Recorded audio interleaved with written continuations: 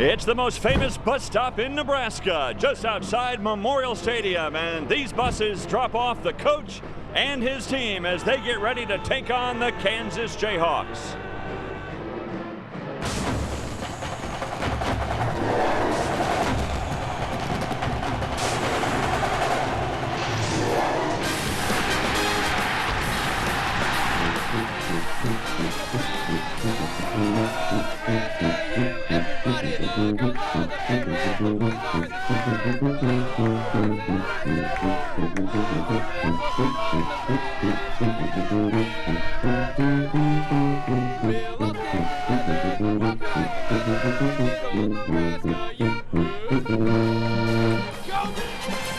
So welcome inside Memorial Stadium, sold out for the 310th consecutive time. We're in Lincoln, Nebraska, where tonight the 8th-ranked Nebraska Cornhuskers will be hosting the Kansas Jayhawks in the final meeting between these two teams as members of the Big 12 Conference. Well, hi, everybody. I'm Dave Armstrong along with Gary Reasons, and Nebraska comes in with that 8th ranking nationally. They also come in off a very close win against Iowa State in overtime. They escaped with a win there, but they did not have Martinez as their quarterback in that game. He only played one play. Good to have him back in the lineup. Well, Taylor Martinez, he's just been a superb quarterback and a young freshman doing great things here for this football team. And when he's on his game, this team really sparks. And good to have Taylor Martinez back in the lineup. He's practiced all week, and they feel like he's able to go. His numbers on the season, what he's been able to do passing the ball and running the ball, are freshman phenomenal numbers. Look at his numbers there per game. First, these are all-time records at Nebraska, folks, and first also in passing per game. He'll get over 1,000 yards rushing and those 12 touchdowns on the ground. He's also got some through the air. Shows you the capability that this young quarterback has. Hey, he's fast, he's electric, he can beat you a couple of ways. He can throw it down the field to his capable receivers, and also he can break you down and run the football. A couple of 80-yard scampers already to his credit this season, and he makes big play after big play. They'll look for him to do that tonight, and I think that he's excited to get back here and play in front of this home crowd. Taylor Martinez did not start last week because of a sore ankle. It's still not 100%, so if he can't go the entire game, they have some able backups. Well, they got a couple of quarterbacks, Zach Lee and Cody Green, both of them experienced quarterbacks, and Zach Lee, the senior, I think he's more of a passing quarterback, but he's got an issue with his hand, so if there was a problem there, I think Cody Green, who started the game last week, would probably get the nod. He's a dual threat type of a quarterback. They're in capable hands either way, but I think they're really excited to have Taylor back in the lineup.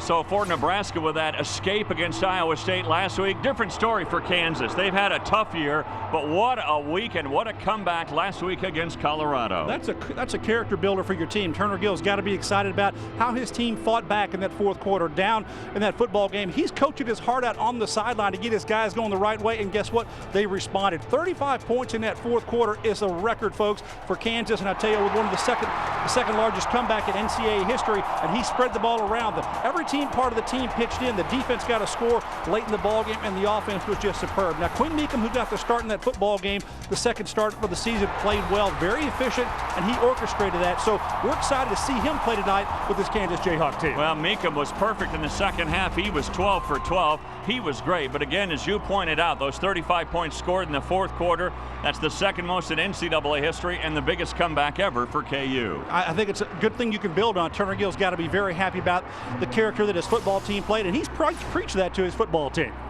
Well, Turner Gill knows all about Nebraska. Of course, he started here as a quarterback, three-time All-Big 8 player as a quarterback in the early 80s. Coming back here now as the head coach of the Jayhawks, this must be an emotional day for him. And I think it's a lot to say about this team, about these fans and how they actually responded to him. Tom Osborne, the athletic director here at the University of Nebraska, before the game did a video, and it played on the screen here in the stadium, and all these fans, they erupted. They want to welcome him back. He's their beloved son. And Turner still knows and remembers well what this is all about. Walking through the tunnel, getting ready to come out into Memorial Stadium.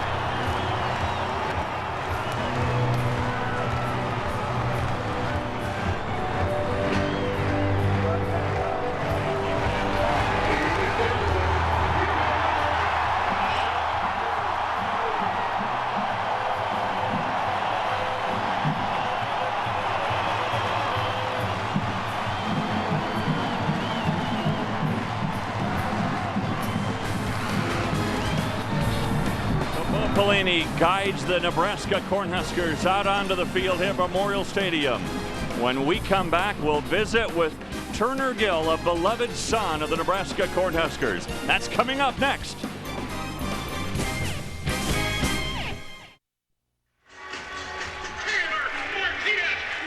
Bo Pelini guiding these Nebraska Cornhuskers to this 8-1 record. He has won at least 9 games in his first 2 years. Could get that 9th win here today. Yeah, it'd be a big win for him to get there, and that's a plateau that he'd like to reach. They can kind of set the stage for the end of the season here for a championship. Third member of our broadcast crew here today, Jim Rose, who's standing by with Turner Gill. 29 years ago, as a sophomore, you took this field and led Nebraska to a come-from-behind victory against Auburn, and that was the start of a love affair between a group of fans and one player. How do you feel coming back to Nebraska as the coach of another team? Well, weird. I guess it's unique. But again, I'm happy for the opportunity I have, and right now I'm all Rock Chalk Jayhawk. Turner, what did your Nebraska experience do to build you into the coach that you've become? Well, they taught me how to teach young men and develop young men how to play the game of football, but also how to play the game of life. And I thank Coach Osborne and all the people and all the fans here in Nebraska. Thank you. That's Coach Turner. Thanks, Coach. You can tell how much this place is rocking, Garrett. It was definitely rocking. There's no chance for that camera to stay steady. You know, just an emotional night, I think, for Turner Gill to come back to this stadium and all these fans and the welcome that he's had. It's been a great welcome by the fans, and we'll have more on that this evening. So welcome him back, and I think it's going to be a fun football game. Bashir's waiting for it on the goal line. The kickoff coming from Kanalik. Here comes Bashir's. And Bashir's with a nice return. Had one man to beat, and he is tackled at the 45-yard line. Kanalik got a piece of him, the kicker, or he was gone to the end zone. Well, DJ Bashir has given him big play capability as a kick returner. There's no doubt about that. And what he's done this season, he's averaged pretty good job there on kick returns. He's got 667 yards coming in here, and he just runs through some tackles there and sets the Jayhawks up with good field position for their first possession at the 45-yard line. Adi Kanalik saved the day for the Huskers, and a huge play to start things off for KU. That'll settle Turner Gill in. Now Quinn Meekum, he's making his 3rd straight start. They thought they were going to redshirt this junior college player, but instead he was forced into action with injuries to Webb and Pick. No room to run inside at all. As the black shirts come up big, Jared Crick makes the stop. And a Levante David, who is the leading tackler of this team, also in there. David with 96 total tackles.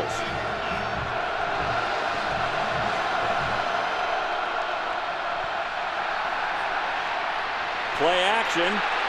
Meekum's going to run with it, and he tucks the ball and goes to the 50-yard line. Let's check out the Jayhawks offensively, brought to you by Ticket Express. And up front, Sal Capra is the captain of the offensive line, and he is the guy that's really making all the play calls. The go-to guys, Patterson and Bashir's, those are the real playmakers for them on offense, along with Jonathan Wilson. 3rd and 6.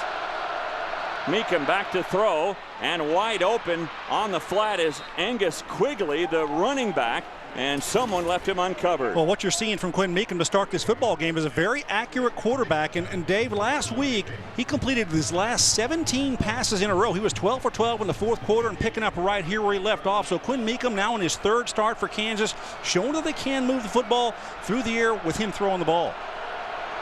Good numbers for Meekum, 73%. And now coming out of the Wildcat. On the keeper there, Sims takes it down to the 36-yard line. Let's check out the Huskers defensively. Again, brought to you by Ticket Express. And up front, Allen Crick, Steinkuhler, and Meredith. They need to put more pressure on the quarterbacks. Not nearly as many sacks as they had a year ago. Linebackers, David, we've already talked about him with almost 100 tackles. Will Compton back after missing the first 4 games with injury. Secondary, a bit of a change as Cassidy gets a start ahead of Ricky Tenarce. And Cassidy, of course, last week with an interception and a return for a touchdown. Here, good defensive play. No room to run for Bashir's as Dennard comes up from his cornerback position to make the play. Well, you're going to see the speed of the Nebraska defense here and trying to get to the outside and just can't get there because this Nebraska team will string it out. And Good to see Denner back in the lineup. He missed last week, and he's been out a couple of weeks with a sore ankle, so good to have him back there for the Huskers. And he and Prince Amukamara, probably two of the best cornerback tandem in the country. Yeah, when Dennard and Amukamara are out there together, I tell you, I don't know who is better than that.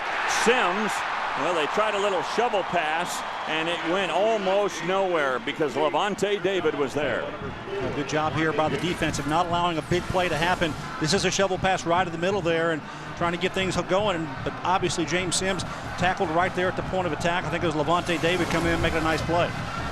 David approaching 100 tackles. He's got a good chance to set an all-time tackle mark here at Nebraska. Yeah, Levante David, I like what he's accomplished this year. He's got a number of games where he's had multiple tackles, averaging over 11 tackles per ball game. So he's one of the leaders, not only in the Big 12, but also in the nation, getting to the football. Timeout taken by the Jayhawks. It looked like they were going to go for it on 4th down, and you wonder if maybe they were just trying to draw the Huskers offside. Well, I think this is a situation where you got to make the right decision for your team. Okay, are you coming in here and you're going to make a statement early in this game with your first drive, putting points on the board? I'm sure that's what Turner Gill would like to accomplish. Now, can they make the long field goal from here? It would be about a 52, 53-yard field goal attempt if they were to go for it. Or they're going to try to go for it and get that first down. It's going to be tough to go against this Nebraska defense. They have played pretty good defense, off and on throughout the season. And there are a bunch of guys up front that I know would probably be looking to take care of this 4th and 6 situation, get off the field. Everybody here in Nebraska saying, man, are we glad this game wasn't played last night? Yes. 3 inches of snow and the conditions were awful. Now 40 degrees, the winds have calmed down. Actually a perfect night to play football. It's an absolute perfect day or evening to play football. I'd like to be out there hitting it myself. It's one of those games and times, as athletes, when it's a little bit cooler, a little bit crisper in the air, you don't get as tired as quick because that air is dense, it's thick, you can breathe well, and now these guys are going to have a fun time this evening. Do you think now, after Kansas has had time to think this over, they may just go ahead and pooch punt it down and try to pin Nebraska down deep in their own end? Yeah, but I think I see the offense still out there together in the huddle out there. And you take a look at the series here with the Huskers, and this is one of the all-time great series, and it's been going together for a long time. Well, it has. In fact, this is the 105th consecutive meeting between these two schools. That's the longest consecutive streak in the nation. Of course, it'll all come to an end after this year when Nebraska moves to the Big Ten. Now, these are the kind of decisions that Turner Gill learned about as a Nebraska assistant coach. What do you do in these situations? And he makes that decision here on the field. First critical decision for him in this ball game, and he looks like his team's poised to go for it here on 4th down. The Jayhawks are 9 for 18 this year on 4th down.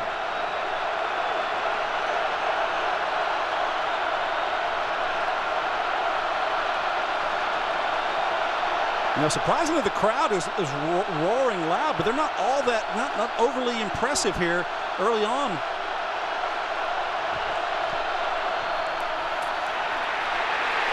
And Meekum will be sacked. Not only do they not get the first down, they lose yardage as DeJohn Gomes comes in to make the play and the sack for the Huskers, and Meekum goes down. Nebraska will take over on downs at their own 41. Well, DeJohn Gomes, he's their number 2 tackler on this football team, and they'll bring him on pressure as well. They feel like he can get home, and he just times it around the edge. Good job by Gomes, and not enough blockers there. The quarterback needs to get rid of that football. Meekum did not have an open receiver, just had to eat this one, and Gomes makes a nice play for the defense, sets up the offense with good field position. So Taylor Martinez comes out to guide the offense here, working from the shotgun. Martinez to pass on 1st down. His pass is complete. Brandon Kinney with the catch. He's near midfield. He is stopped at the 49-yard line by Olaitan Oguntodu. So Taylor Martinez, his numbers are really staggering. Yeah, 112 rushes there, over 800 yards rushing, the 12 touchdowns, and he's passed the ball well. Only 3 interceptions on the year, so he's actually taking care of it. He has fumbled a little bit in the backfield. As we take a look at the offensive line, Caputo does a nice job at center up there anchoring this group, and this is an offensive performance I think has been pretty good. And all these guys, Halou, we've talked about him and his running capability. Those are the guys I think are probably going to make an impact, especially with Taylor Martinez and Roy Halou. We'll see how well that tandem works tonight.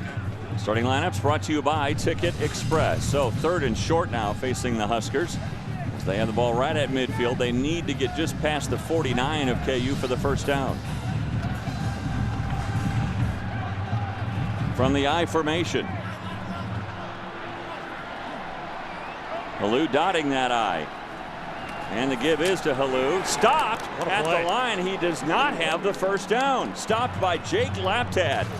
Jake Laptad, the senior defensive end, takes an inside charge there. If that's him actually on the tackle, and does a nice job of stopping Halou before he gets the first down. So it's a 4th down, and looks like Bo Pelini doesn't hesitate. He sends his punt team out there here just across the right at midfield. How about that? Who would have thought that they would be stuffed like that?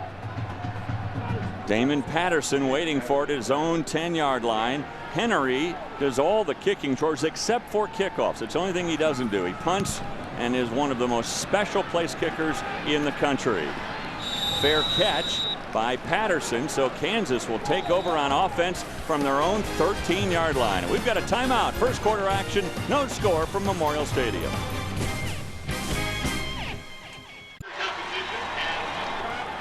Well, Kansas and Nebraska, no score. We've played about 5 minutes of this game. Nebraska went 3 and out. Kansas started the game with an excellent kickoff return of 45 yards and moved it inside of Nebraska territory. Went for it on 4th down, were unsuccessful. And as I mentioned, Nebraska goes 3 and out. So Quinn Meekum brings the Jayhawks back on offense. And he was impressive, I think, the last couple of weeks for this football team. 74% completions. He's got 401 yards in a couple of games and 3 touchdowns, and he's taking care of the football also.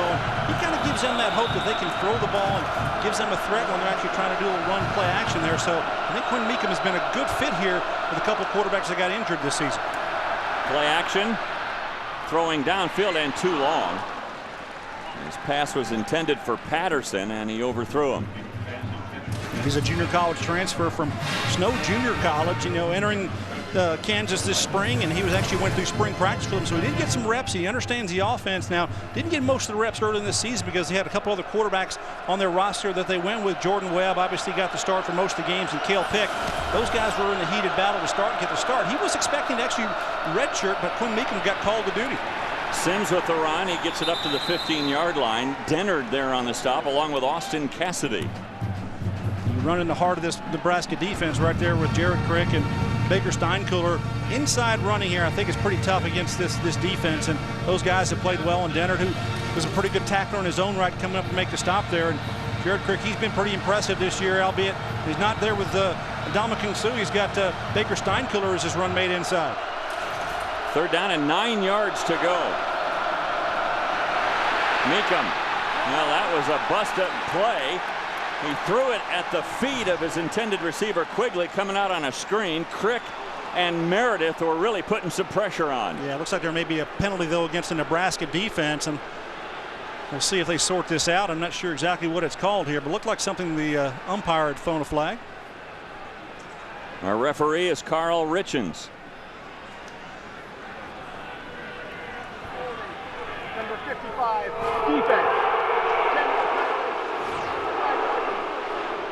Well, the old defensive twist in there. Baker Steinkuhler has actually got called for the penalty here. We'll take a look at the left defensive tackle there. Watch as he grab and pull. He tackles the running back getting out on the screen. That's exactly what he called. So good call by the official, and going to give Kansas a first down here, moving the chains a little bit. But hey, it's a smart play by Steinkuhler, thinking he can make something happen, but you can't grab him. You just got to shadow him. Yeah, that was one where I'm sure he saw on film. Oh, they're going to try the screen pass, and he basically tried to tackle Quigley. So a first down for KU. And a running play here. Steinkuhler and Crick in on the stop. I see already what Carl Pelini, the defensive coordinator for Nebraska, is going to do. He's going to bring perimeter pressure against this Kansas offense. It seems like all night. 2 or 3 plays now from the outside. Safeties have come to try to do some things in the backfield. A little more up-tempo now for KU. It's a quick snap it. Get a pass out to Patterson for short yardage. He's ruled out at the 29-yard line. They've kind of changed things up and down, and Chuck Long was the offensive coordinator for Nebraska. Obviously got a lot of experience there and trying to give Carl Pelini's defense a lot of different looks and get some up-tempo, change the pace of the game to give them to their advantage. Another 3rd and long situation for KU, 3rd and 6.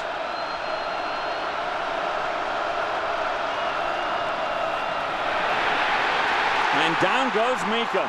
All of a sudden, it's becoming a sack party. This time, it's Levante David. Well, that's his 4th sack of the season. Levante David playing with speed. He's 6'1", 210 pounds, so kind of like a safety playing linebacker. He plays a weak side linebacker for them, and he just comes inside. It's just not enough people to block up there. And the Jayhawks, a little bit of confusion perhaps. They blocked down, the guard blocked down and did not pick him up. So don't know if that was a call there by Sal Capra where he missed it, but good job by Levante coming in using his speed to get that tackle.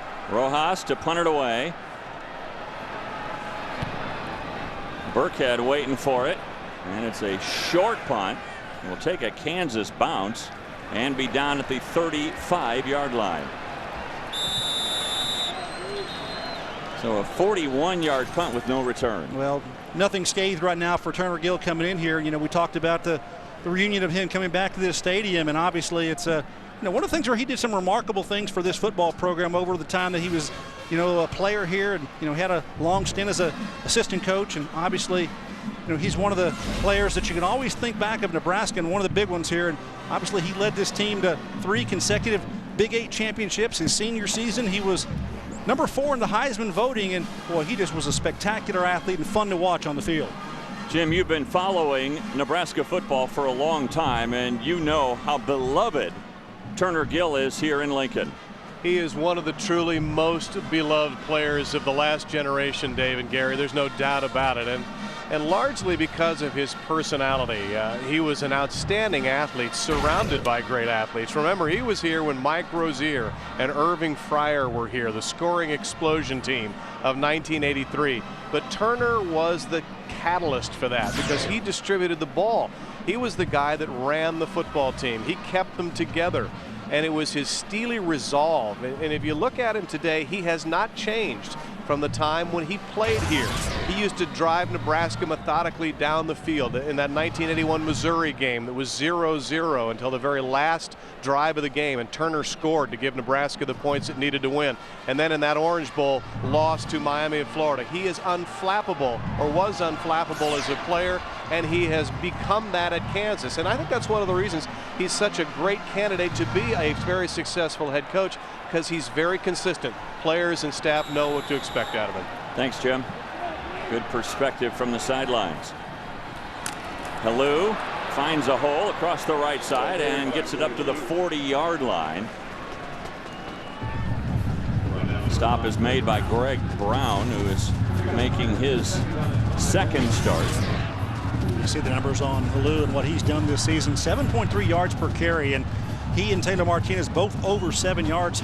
Martinez 7.9 yards averaging per carry. That's an amazing number for these guys this late in the season. One of the most important games of the year. Halou really played well. 307 yards against the Missouri Tigers.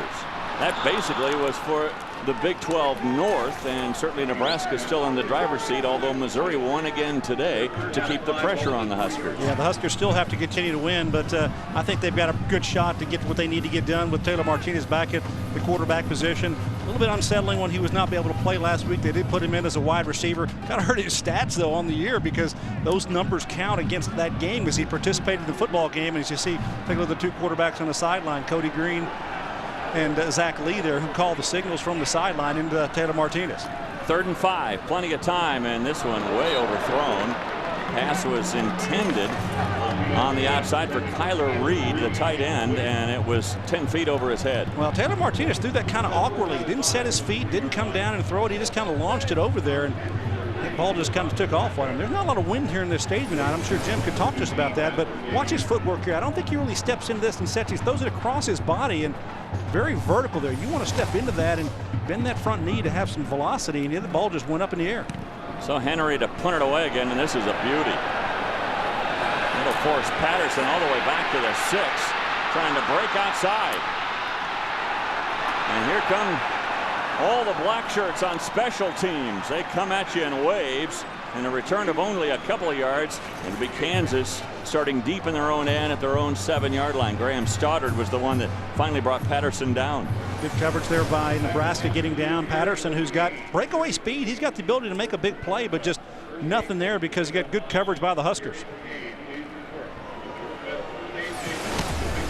Surprisingly, Nebraska on offense has done very little so far in this game. A very slow start for the Huskers offensively. Their defense has played well, however. It's an illegal formation, it looks like. Bashir's lined up in the backfield. Bashir's with the ball. And he's able to get it up to the 16-yard line. Austin Cassidy makes the stop. Yeah, what I circled was a couple of wide receivers on the line of scrimmage. You know, they were going to try to throw the ball, that obviously would have been an illegal formation, but it's an opportunity here to kind of get something in space there. And Bashir's, who's played some running back and some kick return for this football team, he's got some speed also, and they like to get the ball in his hands as well. Now Sims back there with Meekum. Sims with the ball, nowhere to go. Boy, stopped immediately by David. Not a big guy, Levante David, but he's around the football. Actually had to play some middle linebacker early this year, and a little undersized for that. But on the weak side, I think that's the spot for him because he's able to come in and make some plays, and he steps right into the hole right there and does a nice job. Like the way he fits on the football. He's very aggressive, very active, and he can make plays sideline to sideline. Junior college transfer. David had 19 tackles against South Dakota State. He is what they call a playmaker, yes, Levante David. So, short. 3rd and 2. They're going to throw on 3rd down. Meekum had no one to throw it to. Trying to run for it. He'll be stopped for a loss. Yes, who? David again. Well, he had some help there, and when Meekum tried to throw it down the field, and the coverage was too good in the secondary by Nebraska. That is one of the things that they really do well is they cover in the secondary, and Levante David, benefactor because he's going to string this play out. Watch Quinn Meekum get the play action fake. He's trying to get out to the flat, but that's covered and taken away, and so the defense does a good job there coming up on him, and Levante David just cleans up on Quinn Meekum. So Alonzo Rojas to punt from his own goal line. And again, it's Burkhead, who is standing back at his own 42. Burkhead, he'll fair catch it at the 46-yard line. Well, Nebraska's had great field position. They haven't done much with it. Can't complain about the field position they've had. They've just got to get going. And, you know, one of the things I think we're about to see here is can Taylor Martinez explode off that leg? He's had a sore knee, got it banged up a couple weeks ago, but he's practiced all week. We have not seen him try to make a run here in this football game. Hasn't pulled the ball back. He's handed off, looking to see if he's ready to go. And it doesn't look like he's favoring that leg at all. Just he's got to get in the heat of the battle here and feel comfortable at how he can perform. And needs to get a couple of hits in there possibly, Dave, to make sure that everything's okay. Well, Gary, when we were talking to Sean Watson, the offensive coordinator, earlier this week, he said that the lateral movement, because of the ankle injury, is still a little bit iffy for Taylor Martinez. Yeah, well, that's going to be an issue all season long. And I think when he can get him going vertical, that would be where he can turn on his speed. Now this is a guy that's kind of got 4.4 or sub 4.4 speed. And if he can use that to break down a defense, you certainly need to be able to do that. See him getting the sideline, getting the call from the sideline, getting in the huddle, making that call. But right now, the Jayhawks are doing a nice job of stringing things out and not letting big plays happen against them. That's for sure. They've only allowed 8 yards rushing so far. First 2 yards for Burkhead on his first carry. Martinez to throw it again, this time on target to Brandon Kinney. Kenny's got it, and that'll be close to a first down, but not quite there. He gets it down to the 46 of KU. Chris Harris makes the stop. Harris, by the way, he moves over to a safety position. He was their best cover guy at corner, but because they've had some problems in the secondary, they moved Harris over to the safety. Yeah, well, depth is always a concern, and so when you got guys injured, if you got to move them around, that's what you need to have. You need to have guys step up, and Chris Harris, who's their number 3 tackler on the team, doing a pretty decent job. Well, a 3rd and 2 here for Martinez and company. Burkhead is in the backfield. Burkhead's got it. Trying to go laterally. He'll have the first down. And plenty more. He's hauled down at the 38-yard line by Barfield. You know, that same kind of a play a couple of games this season, Roy Halou Jr. has broken through free on those and run for 50-yard touchdowns. But you get the block on the outside block. Inside, there's a big hole, but they don't get all the Jayhawks accounted for. They do get the first down, but the Huskers have done a great job so far this season of accounting for everyone on the defense, getting a hat on a hat. And these running backs have run through their Burkhead, benefactor of that good blocking. You see his numbers on the season. He's a good compliment to Roy Halou Jr. and also to Taylor Martinez. Coming off a career game against Iowa State, he had 20 carries for 129 yards and 2 touchdowns. Martinez had this one batted down at the line of scrimmage. Good play defensively by Tobin Opurum, who was a former running back. In fact, the leading rusher for KU last year. Well, there's a lot of coaches that when they come to a new team, or in this case, Turner Gill said, hey, we're going to find athletes that we can put on the defensive side of the ball, and that's what they've done with Tobin Opurum. He was our leading rusher last year for Kansas, number 35. Watch him here as he gets his hands up and knocks the ball away as Taylor Martinez tries to throw the football. So good athletic play there. That's his second pass breakup of the year. He's done a pretty good job here for him as a defensive end. So 2nd and 10. Here comes some pressure from the outside, picked up well, and a pass on target to Mike McNeil. Yeah, McNeil's done a nice job for this team getting down the field as a receiver. You know, he's got a 64-yard touchdown catch on the season, Mike McNeil has, and he's a bigger body outside, but he runs that seam route very well. This is what Taylor Martinez hits him on there, just inside the inside linebacker and in front of the safety and in the middle of the field. So good job of finding up a big target there in McNeil and gets a first down. 21-yard pass play, now 3 of 6 Martinez in the air.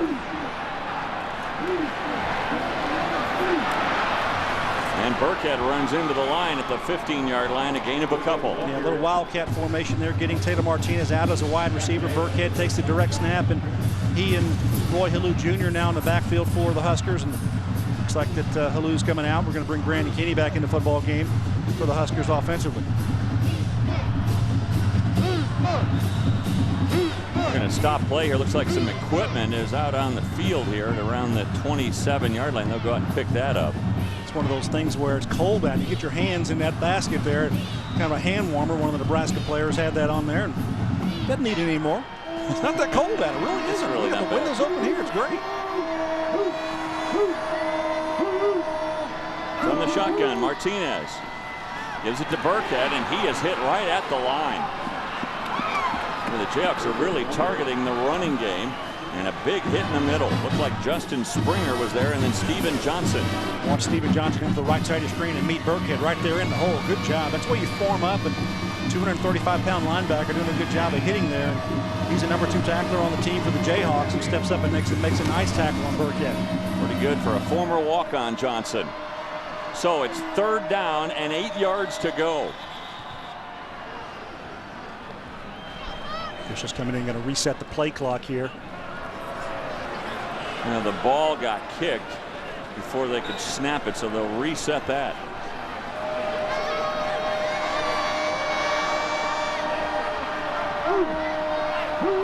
Almost offsides, KU.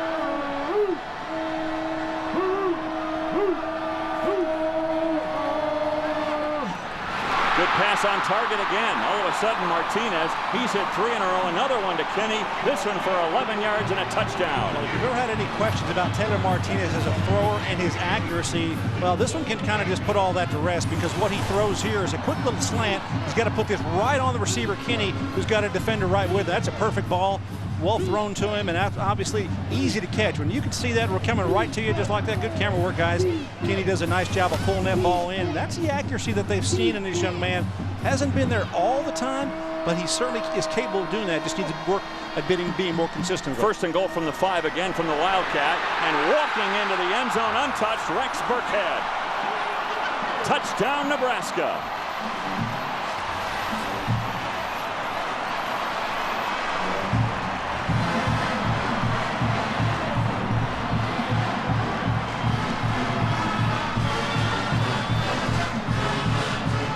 Wow, it's a sea of balloons we're seeing here, Dave.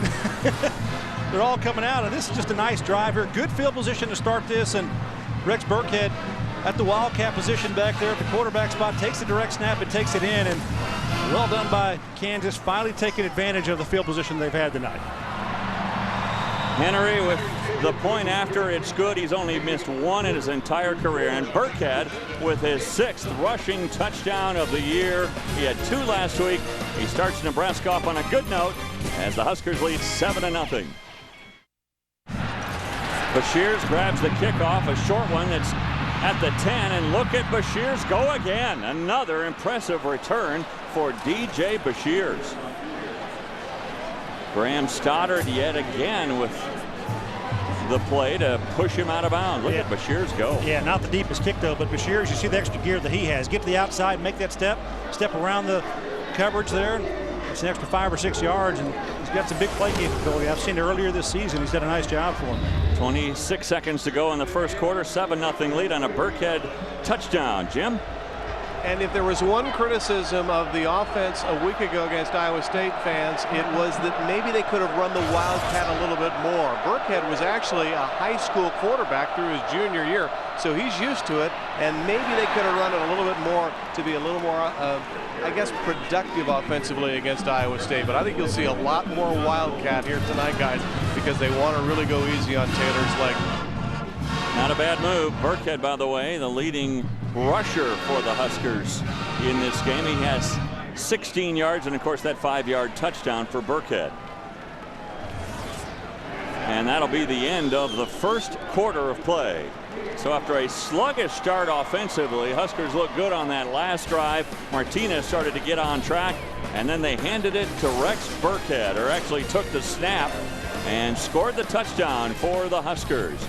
And after one quarter of play, Nebraska leads it at home at Memorial Stadium, 7-0 our score.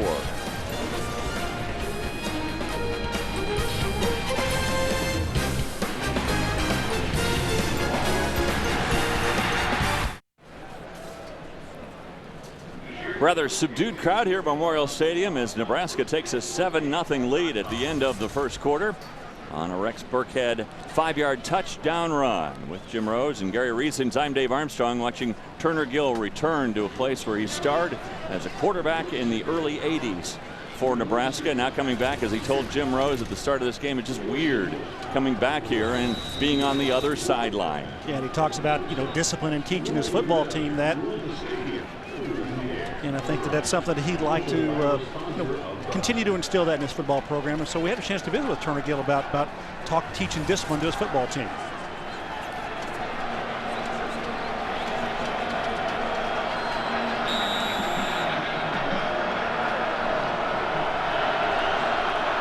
Well, 2nd down and 8 for the Jayhawks as they begin the second quarter, and the handoff is to Bashirs. Bashirs runs around the outside and gets a couple of yards. Jared Crick ran all the way down the line to make the stop. Well, Jared Crick has done that all season long for Nebraska, and believe it or not, he's the 3rd leading tackler on the team. Jared Crick is, and done a good job getting outside of the box there. He plays well in space. That's one of the things that I think about him as a defensive lineman that is impressive, is he makes plays on the sideline and as they going towards the sideline. 3rd and 6 now for Quinn Meekum.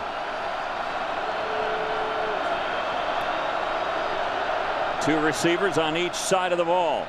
Meekum under pressure, steps up, drops the ball, falls down on it, and Crick falls down on him for another sack.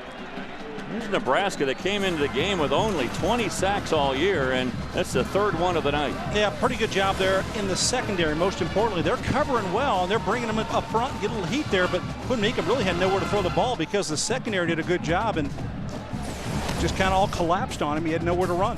So 3 and out for the Jayhawks. They'll punt it away again. Burkhead standing at his own 20-yard line. Alonzo Rojas, this one off the side of his foot. And it'll be downed at the 28-yard line. Turner Gill, of course, learned so much in his tenure here at Nebraska from Tom Osborne, and he talks about that being a big part of the discipline he's trying to bring the Jayhawks. I didn't think it was really that big of a deal. I guess some people may not ever make that statement to their team. I looked at it from a standpoint of Tom Osborne, John Wooden, as I read his books, and I obviously played with Coach Osborne and also coached with him. Those two people, I think the one common goal of why they were successful over a long period of time was discipline. They set parameters, and they stood by that. And I think that's why they were being able to be consistently winning year after year after year. They did not waver off of certain standards. And so I think, therefore, when this standard here is saying that there's no foul language or limit your foul language, again, I don't penalize them. I don't necessarily make them go do something. I just, if somebody curses them. Now, he's trying to bring some discipline to the Jayhawks. We asked him earlier this week There are some fans of the Jayhawks who are saying, well, that's all well and good, but what about wins? And Turner Gill is saying, no, that's all part of it. We're not only building character, but we're trying to build wins. Martinez has to run for it, and he gets it up to the 33-yard line where he's stopped by Steven Johnson. Well, I think that what Turner Gill really is trying to bring to his football team is that discipline, consistency, and it's starting. He's getting there. And to see Taylor Martinez, the crowd continues to gets into it here for the first time. This is the first time he's taken it down and run the football. They kind of gasp because anything can happen when he runs the ball. They know there can be a huge play, and good job by the Jayhawks at converging on it. 5-yard gain. That makes it 3rd and 5 for the Huskers. Plenty of time to throw, and this one right on target. Kinney. We have a penalty flag down, and this one may come back, at least according to the guys in the secondary for KU. Yeah, maybe pushing off by Kinney, getting a little separation, something he probably doesn't need to do to get inside. Currents, number 84, offense. 15-yard penalty. Repeat, 3rd down. Yeah, we're going to watch Brandon Kinney come off the line of scrimmage and see if he does push off on the defender, and he's going all he does. 2 hands into him, but you know what? That could be called 2 ways because you can't have contact behind 5 yards past line of scrimmage, and the cornerback certainly was there. And it's Greg Brown in coverage. He gets pushed away by Brandon Kinney, but it goes against Nebraska. It's a huge penalty. Instead of being across midfield, it's backed all the way up to the 17-yard line. Yeah, 3rd and very, very long here. You want to be safe here, and I'm not sure that Sean Watson's going to call anything pretty tricky here with Taylor Martinez, and maybe okay to just punt this ball away if you can't get it here on 3rd down. And a whistle and a stoppage of play. I think the play clock expired.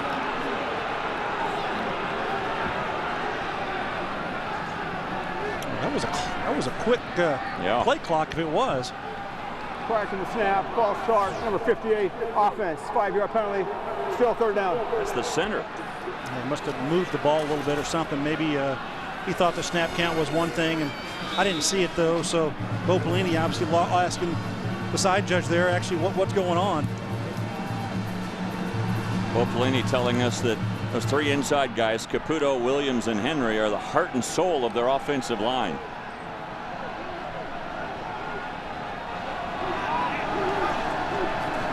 Back him up 5 more, 3rd and 25. Pass across the middle, caught! Wow. What a catch by Niles Paul!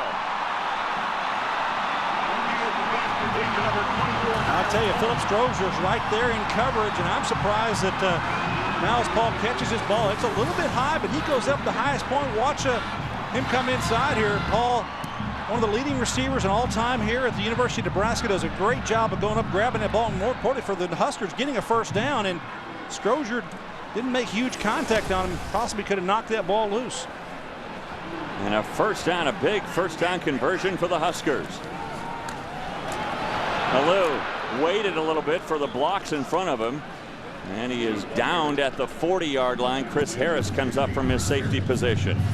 Well, the defense here does a nice job stringing out, and see them all trying to run Halou, trying to get up in the blocks, and they just don't get on the blocks. And Halou needs to cut that inside of that, trying to set up his so the offensive players can get on their blocks. He just took that outside too far. 3 rushes today for Halou, only 6 yards for him. He hasn't been able to get on track yet. And it's 2nd down and 8 yards to go.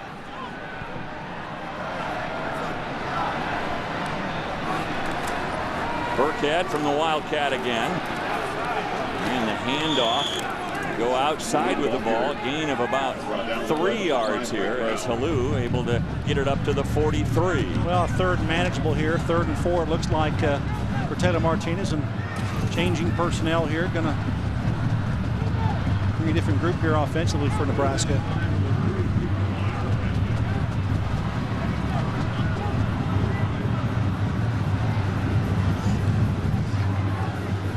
Taking it all the way down the play clock, and since play clock's down to 9. Time I think they're going to have to. They're not even break the huddle. Play clock is down to 4, and they will call a timeout. Bo Pelini wondering what happened there. So a little breakdown, and we'll take a break with them. It's 7-0 Nebraska.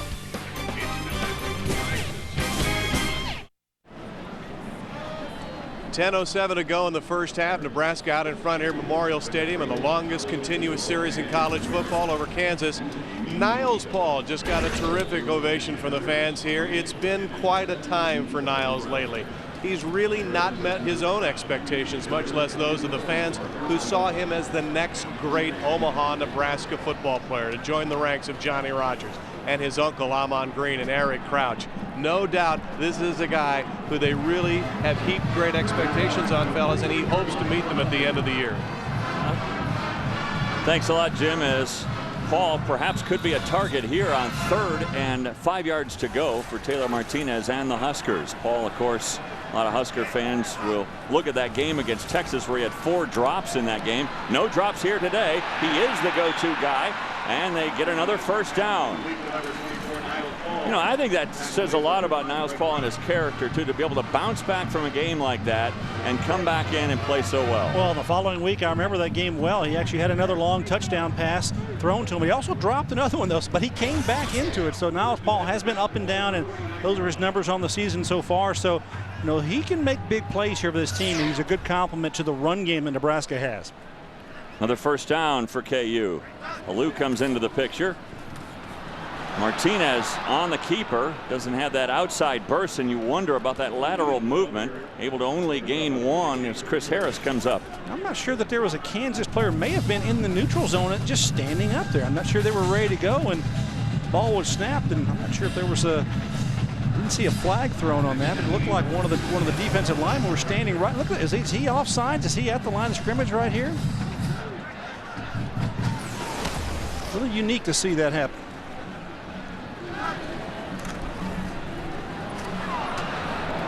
And Halou tries to go to the outside and goes nowhere. Justin Springer, the middle linebacker there. Running's been tough for Halou today. He's got only 11 yards on the ground. He's become a real target for the Jayhawk defense. Well, Carl Torbush, the defensive coordinator, has really worked with these guys to keep and play with leverage and fit on blocks, and doing a pretty decent job here against this spread attack. The zone read, so to speak, from Nebraska, and keeping things in front of them, making tackles, and so far doing a good job of tackling tonight, the Jayhawks are. 34 yards on the ground so far for the Huskers. Good break up here on the outside. What a nice defensive play by Kansas as Tyler Patman makes a great play defensively for KU. Yeah, Tyler Patman jumps in as the nickelback for him there on those situations. So he's got the inside receiver, does a nice job. It's the shorter route and knocks that ball away and gets him off the field. So Henry back to punt it away. Patterson waiting for it at his own 10-yard line. High snap. Kick is on its way. High booming kick. Boy, look at that hang time, and the bounce will take it into the end zone, and Kansas will start at their own 20-yard line. 49-yard punt for Henry. Yeah, Henry's one of those guys that's got a terrific career going on with Nebraska. As a punter, he does a good job getting inside the 20 place in the football. But really, as a place kicker, PATs and field goals, he's going to be the all-time leader in NCAA history in several categories when his career ends, Dave. And a lot of those have to do with accuracy. Yes, it does. And he is one of the most accurate kickers I've ever seen. And he and Dan Bailey this year for Oklahoma State, another kicker. Both of them have had terrific years, and it's kind of back and forth. Those two guys together this year in the Big 12 as kickers, I think that's two of the best in the country. You played in the NFL. Do you ever see the possibility, most teams, in fact, I don't know of any team that has a place kicker and a punter that's the same guy. Do you see it happening? There are some that have done it, but not in recent memory that I can remember.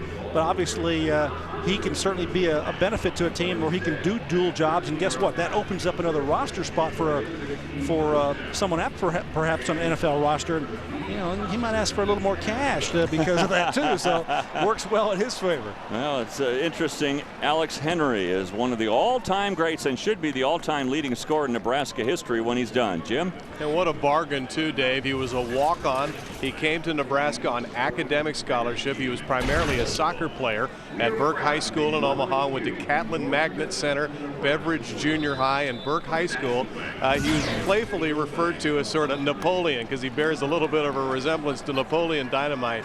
But he is dynamite with that toe. He's always had great range, but it's that mental toughness that'll make him one of the greats. And as a walk-on, how about that? How about that?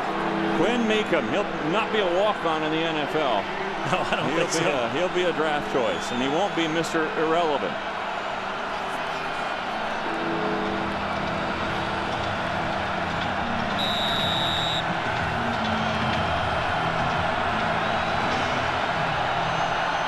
Crowd revving it up now. Meekum looking for a screen pass, nowhere to go. Now room to run. And Meekum goes outside and will go out of bounds after a gain of 16 up to the 36-yard line. He's 6'2", 205 pounds. Got a little bit of ability, as you see there, getting outside. And they're only rushing 3 here in Nebraska. Is just trying to contain him. And coming around the horn there is Jared Crick, but he just goes a little bit too wide. And Meekum steps up inside and then scoots around the edge, gets around Gomes. And make it a 15-yard gain. They rule him out at the 35.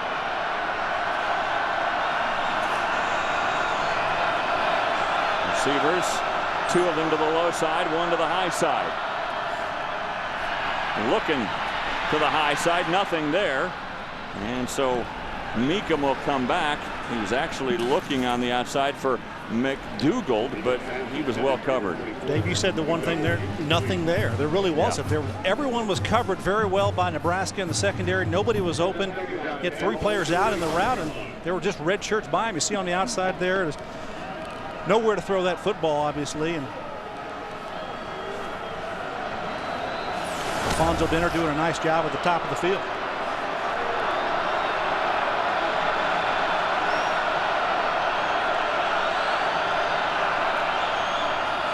Give us to Sims.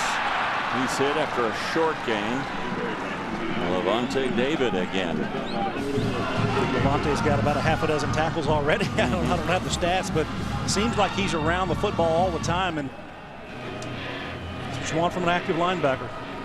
Talking about David earlier this week here in Nebraska, and saying when they brought him in to recruit him, they wanted to make sure, since he was a junior college transfer, that he really understood schemes and stuff. They asked him all kinds of questions. He answered all of them correctly, and they said, boy, this kid's really special. He really understands the game. Very bright out there. 3rd and long. Meekum, his pass batted down at the line of scrimmage. Looked like David got a hand on that one. Well, this is a blitz here from the outside by Kansas. They're trying to take a quick read away here and make the quarterback throw it quickly. Trying to bring, from Nebraska, they're bringing pressure from the top of the screen. You'll see from the left side, you'll see a defender come in, and David does get his hand on the ball. And there's also pressure from a cornerback. So looks like you see the pressure at the top of the screen here, and then the blitz inside. So good job by the Nebraska defense getting off the field again. 4th punt for Rojas. High punt this time. Fair catch called for. And then Burkhead just let it go. And will be down by Kansas at the 23-yard line. A defensive battle between the Huskers and the Jayhawks. We're in the 2nd quarter with Nebraska leading at 7-0.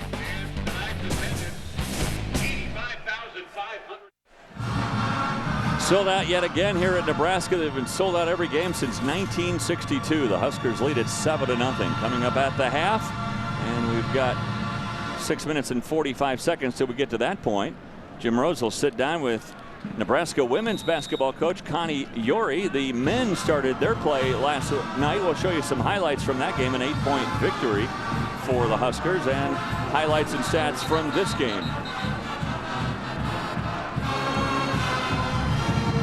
So Nebraska will start at their own 25-yard line, is where they actually downed it. I think the ball hit one of the KU defenders when it bounced, and so they'll mark it at the 25. So here comes Taylor Martinez. He is backed by Roy Halou in the backfield. Now they'll move both Cotton and Reed to the right side. And with those 2 guys blocking, Halou has room to run. Chris Harris had to make the stop in the secondary, but a gain of 9. They cleaned out some of the players that are there, and then Halou does the rest. He just jumps right over them. I like it sometimes when the players go airborne. Watch this. You see the block there, and he just has to get over to it's actually his blocker out the front. Gets outside of Ricky Henry there, who's about blocking, number 74, and has to jump over it. It was interesting in visiting with Carl Torbush, who is the defensive coordinator for Kansas earlier this week. He said, with great respect, that offensive line for Nebraska, they are nasty. This will be a first down for the Huskers. Hey, look at how they move that pile. Lou will get it up to the 38. I actually asked Carl, I said, what do you think about this offensive line? And they do a good job of getting on blocks and making this run game go. And he was very, very, kind in what he said about the offensive line. He said they're a great group of guys and they really do play together. And they got a little mean streak in them. That's what I think he was trying to say, that they're going to be physical and going to bring their game all the time. Fresh set of downs for the Huskers. Clock winding down, under 6 minutes to go. Martinez fires a strike on the outside to Kinney. And he is hit down out of bounds. And he gets it up to the 47-yard line. Hogan Todu with the stop there. With the play action fake here, you have to take care of the run responsibility inside, so can't get extension out there, get up close to the receiver. So it's a quick little fake inside and toss it out there. And Kinney does a nice job of getting a few yards after the catch. And it's explosive, 9 yards very quickly. 4 catches for Kinney now for 34 yards today. 2nd and short.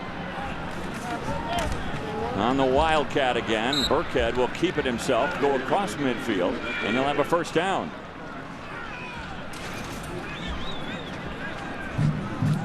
Well, Kansas, one of the teams in the nation, not doing a great job against the run. 203 yards allowed, and today 48 yards. They've done a pretty good job of holding in there, but overall this is something that they'd like to slow down a little bit. That's 107th in the nation, 203 yards per ball game. Your standards are tough, Gary. 48, I'm saying that's really good. Well, that's just pretty good. It's pretty good. Well, you might multiply those times 4, and you're looking at a couple hundred yards on the day for Nebraska. That's well below their norm. Yeah, it is, because they averaged 288 yards. Yeah. That one batted down by Opurum. He's really adapted to defense very well. They moved him around. They started him as linebacker, and now they moved him to the defensive end spot. Well, you got an athlete, and he just gets in the good vision there. Good job getting his hands up and in the way of Taylor Martinez. Second knockdown, pass breakup of the day. He'll self-take note. That was a nice shot block. You got to time those jumps. So 2nd and 10 from midfield. Martinez looking outside. Pass is on target. Caught by Paul. He straight arms his way, stays in bounds, and is out at the 43 where Isaiah Barfield and he tangled up. Well, Isaiah Barfield, I think, took the worst of this one. Yeah. Watch Paul on the outside. He catches, he turns up. Barfield should just have a nice, easy tackle, but guess what? Now, you're going the other way. Paul showing he's got a little strength in that stiff arm. I remember when we were here in September, Sean Watson said that Paul has a linebacker's mentality. Showed it there. 3rd down and 4 yards to go. Martinez will throw across the middle. There's Paul with room to run. Paul is tripped up but falls forward to the 31. Barfield was the man to trip him up. Nice crossing route there from the outside, coming across shallow, and throw it to a speedy Paul across the middle, and no one's going to catch him and no one's covering him there. So good job of play calling here by Sean Watson to get something, get that first down, and then let your receivers run after the catch, and Paul does a nice job here. 106 yards through the air now for Martinez. He's 9 of 15 on the day. And 4 catches today for Paul. McNeil has the other catch. Paul and Kinney with 4 each. Big run here by Burkhead. Good athlete, Burkhead. You see his balance, you see his ability to bounce off the tacklers and make extra yardage, and almost keeps his balance here. This might have been a touchdown if he'd get a little bit more. Watch the spin here after the contact. He just keeps going and keeps those legs just like a motor, just churning. So a run down to the 20-yard line. Still plenty of time remaining. I wonder if they run the same play they did to start this drive. They do. They brought the 2 tight ends over. Halou gets free, and he's into the end zone for the touchdown. Wow.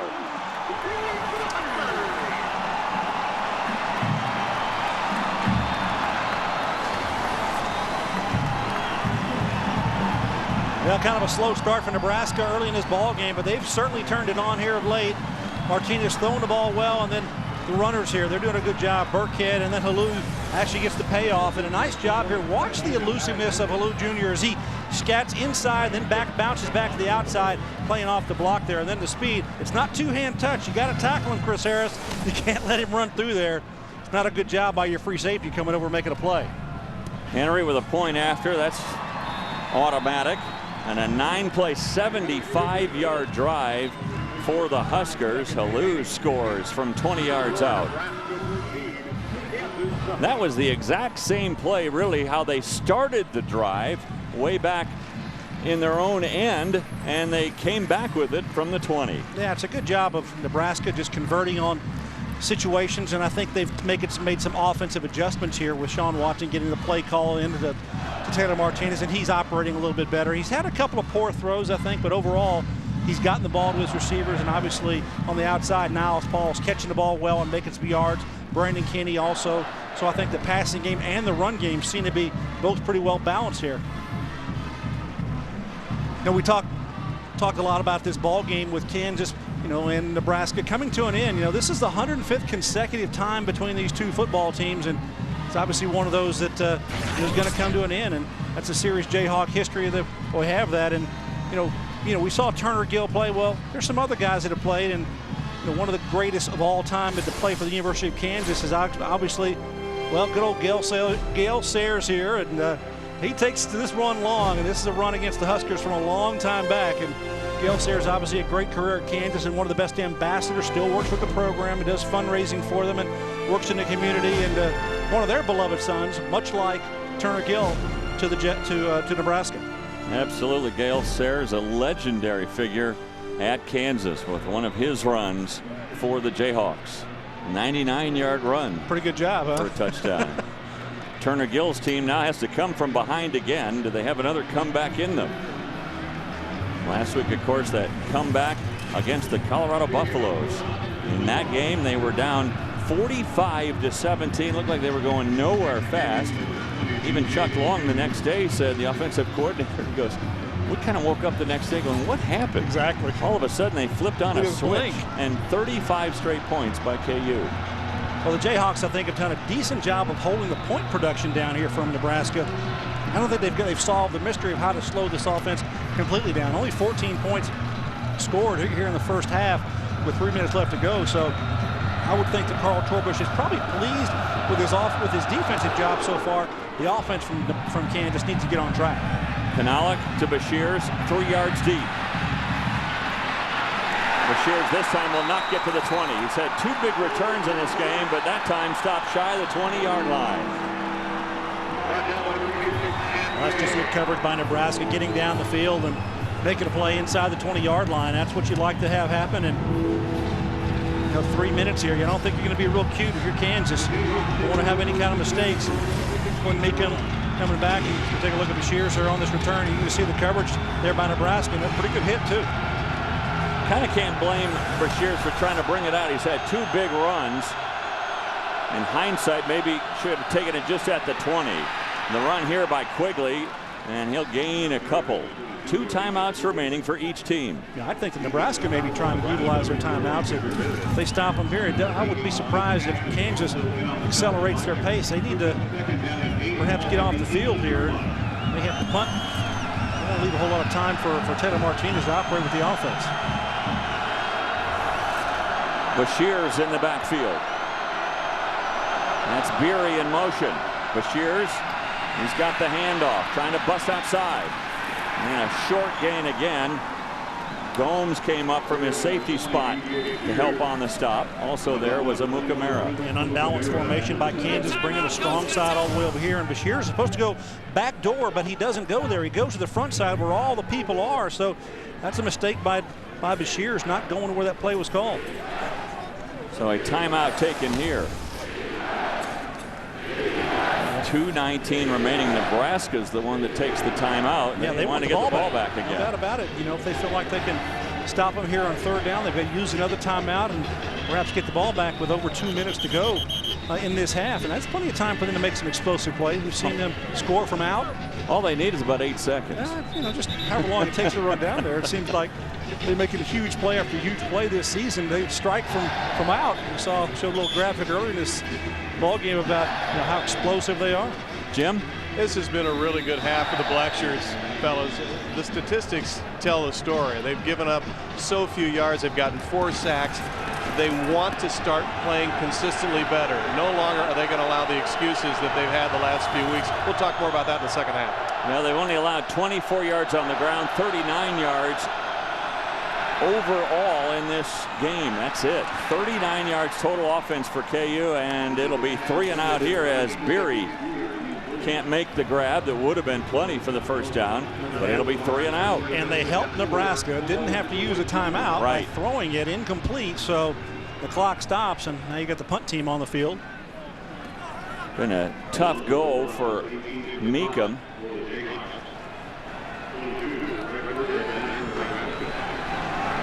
Meekum just 3 for 7 through the air. Rojas, not a good punt. Has a short punt, so Nebraska's going to get decent field position, still bouncing around there, and it's going to finish up around the 35, 30, maybe the 35-yard line. That came close to Antonio Bell. He was able to not let the ball touch him. That would have been a disaster for Nebraska. Instead, they start at their own 35-yard line. Plenty of time remaining, 2 minutes remaining, and they still have 1 timeout. Yeah, they can do just what they've been doing here. And take a look here as the ball's bouncing around there. Almost hits a Nebraska player, gets over it and jumps over it. You got to get out of the way. A lot of times those special teams guys, they'll try to push you into the ball. You think? Yeah. He wouldn't do that. On the end around, Malou comes from the outside and spins back inside and brings it up to the 38-yard line, a gain of 3. And a hurry up offense here, get on the field and get set up. Plenty of time still to work with.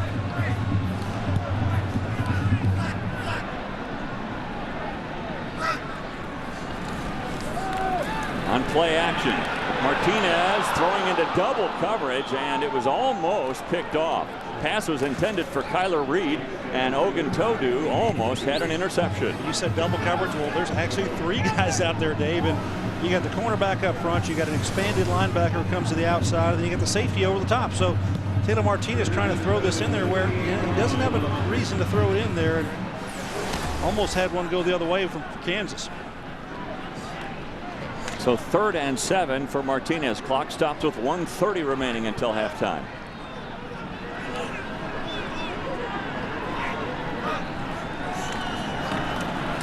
Martinez looks like he's got room to run. And is hauled down shy of the first down marker.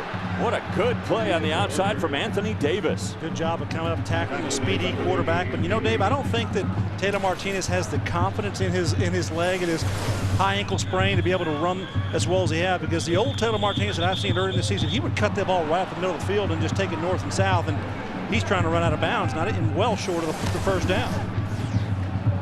So it's 4th down. They will not go for the first down. They'll send their punting unit out, and Kansas took a timeout, so they'll have 1 timeout remaining and 1:04 on the clock. It looks like Turner Gill says, hey, coach, you know, you can take a timeout, I can take one. I'm going to get the ball back now. Put my team back out there with a chance to make something happen. You never know what happens if you get something on a punt can go your way. Let's check out some scores from earlier today. We told you about Missouri beating Kansas State 38-28 the final, and a little surprising that it was that high scoring. Colorado bounces back after their tough loss to Kansas, and they wallop Iowa State 34-14, even though their coach was fired midweek. Oklahoma looked impressive today against Texas Tech. Yeah, Oklahoma's a team obviously in the Big 12 South, and still looming ahead is Oklahoma State. I think that clash is going to have a big say-so in who wins the Big 12 South. Nebraska certainly in the driver's seat here in the Big 12 North by defeating Missouri, and they've taken a 1-game lead here in the North Division. One of the biggest surprises of the year in the Big 12, Texas, and the struggles that they have had. They play Oklahoma State tonight. Yeah, they're playing tonight, so that's going to be a story there. And obviously you take a look here at the conference record for Nebraska, and I did mention the defeat they had over Missouri, so they're certainly where they want to be. Patterson is waiting for it, and now he moves up to the 30-yard line, trying to draw him offside, and Kansas stood their ground. So they'll take the delay a game, trying to sneak a first down in there. Thank you. Well, I'm not sure that was going to be a first down or would have worked, but No, it would have been. It was been 4th and 4. Yeah, it would have been short. It would have been a little bit over. It would have been over it. They needed 4. It would have been 5. Woo. Fair catch, and then he just lets it go.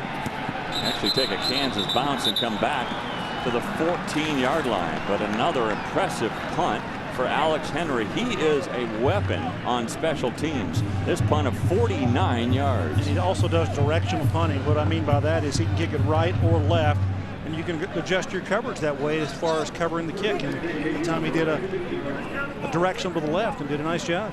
Safe to say his soccer career is over. So under a minute to go for Quinn Meekum. 3 for 7 Meekum through the air, only 15 yards. Only 45 yards of total offense for KU in the first half. As Jim said, the Blackshirts have done an amazing job.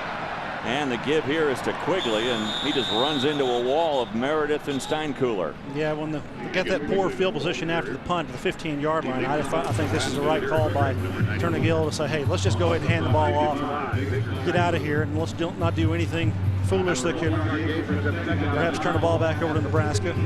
Each team with a timeout.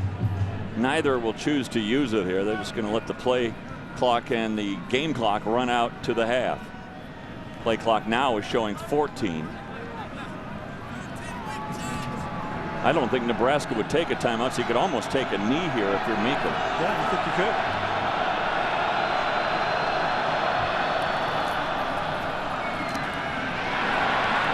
And again, stuffed for a loss this time. Jared Crick makes the stop, and Angus Quigley, and that'll do it. The first half comes to a close, and again, I think the dominant figures in that first half, you just have to give it to the Blackshirts. Defense did a nice job shutting down Quinn Meekum, not able to get anything going with his offense, throwing the football and running the ball. The defense did a great job inside the running attack. Steinkuhler and Jared Crick held up very well inside. Meekum really didn't have time to throw the ball. A lot of pressure on him in that first half. Yeah, Carl Plenty brought some perimeter pressure, so that worked for him tonight. Let's go down to Jim Rose. Bo, you got to be awfully happy with the way the Blackshirts played in the first half. Yeah, we played well defensively. We got to be more efficient on offense. And, gave a couple plays up on kickoff. We gave up some returns where guys missed tackles. So we got to clean up our football and play a better second half. From the running attack, that last drive that scored the second touchdown, up until then a little inconsistent. What happened on that last drive that was so much better? Well, we executed. I think we got in. Our tempo picked up, and when our tempo's better, we play better. And we started off. I didn't like our tempo to start. We just got to fix that aspect of it. Evaluate Taylor's half. Is he still hobbling a little bit? No, he's fine. Okay, that's both. Thanks, Coach. At the half, 14-0 Nebraska, fellas. Thanks a lot, Jim. 14-0, and he wants his offense to do a better job. Can't get much better defensively than the Nebraska Cornhuskers.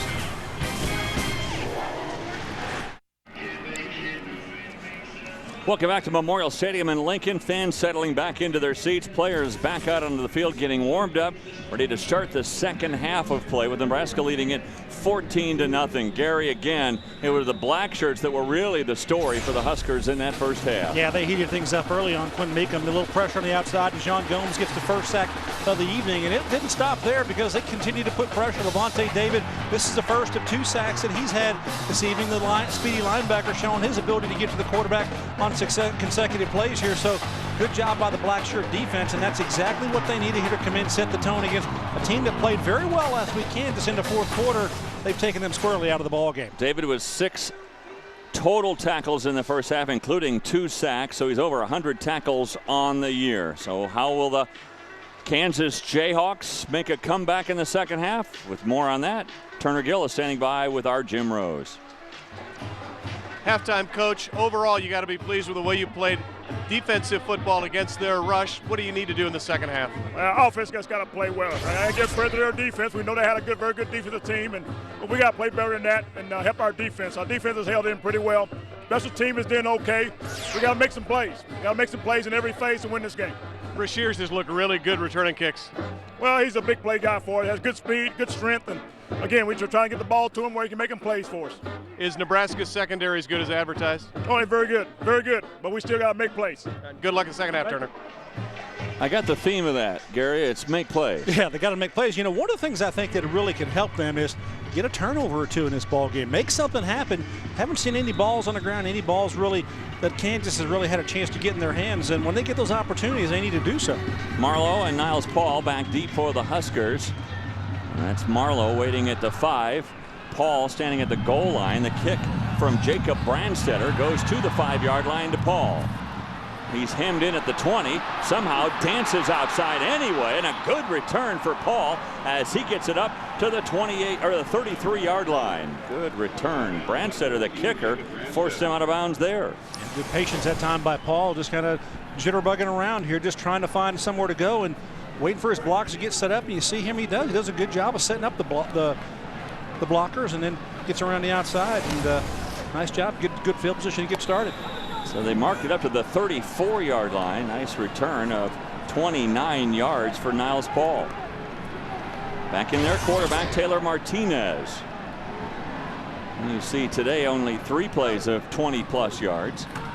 And it's been really their ticket this year. And there goes Martinez. He runs it on the first play of the second half up to the 42-yard line. Oguntodu with the stop there, but a nice gain on first down. I'm not sure if this is a read play here, and Taylor Martinez just keeps it because it looks like he's going backdoor anyway. So this is probably a design with a fake to Roy Halou Jr. coming across and getting Taylor Martinez back in the action here. And I think he's still just trying to figure out what he can actually do on that ankle.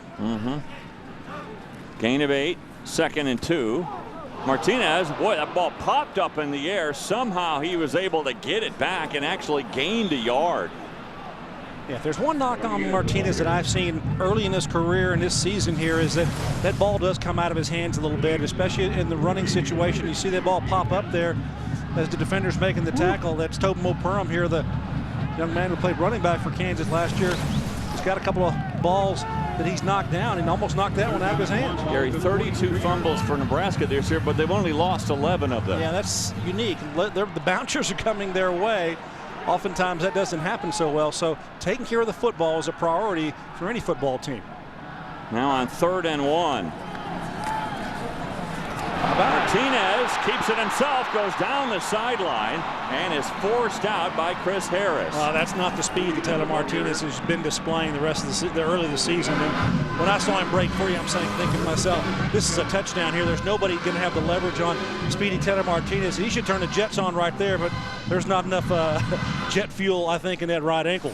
An 18-yard gain, though, for Martinez. Ball down at the 39-yard line of KU. First down.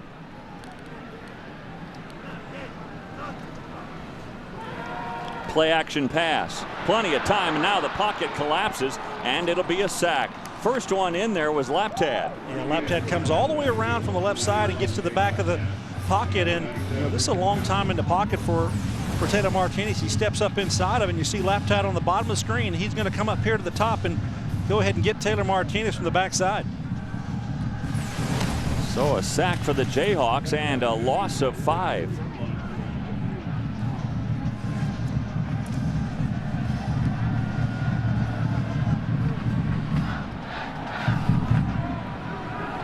Second down, 15 yards to go.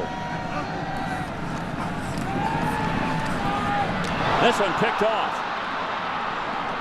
Martinez had time, but he threw it right into the arms of Tyler Patman. Well, Tyler Patman doing a good job there. He's a nickelback. I talked about him earlier. He's got his second interception on the season for Patman. He's around the football. That's what he's done. He's been very active, and he's just in zone coverage, and you'll see him. He's just going to float back. I'm not sure Taylor Martinez expected him to drop back underneath that throw he's trying to get to Niles Paul there.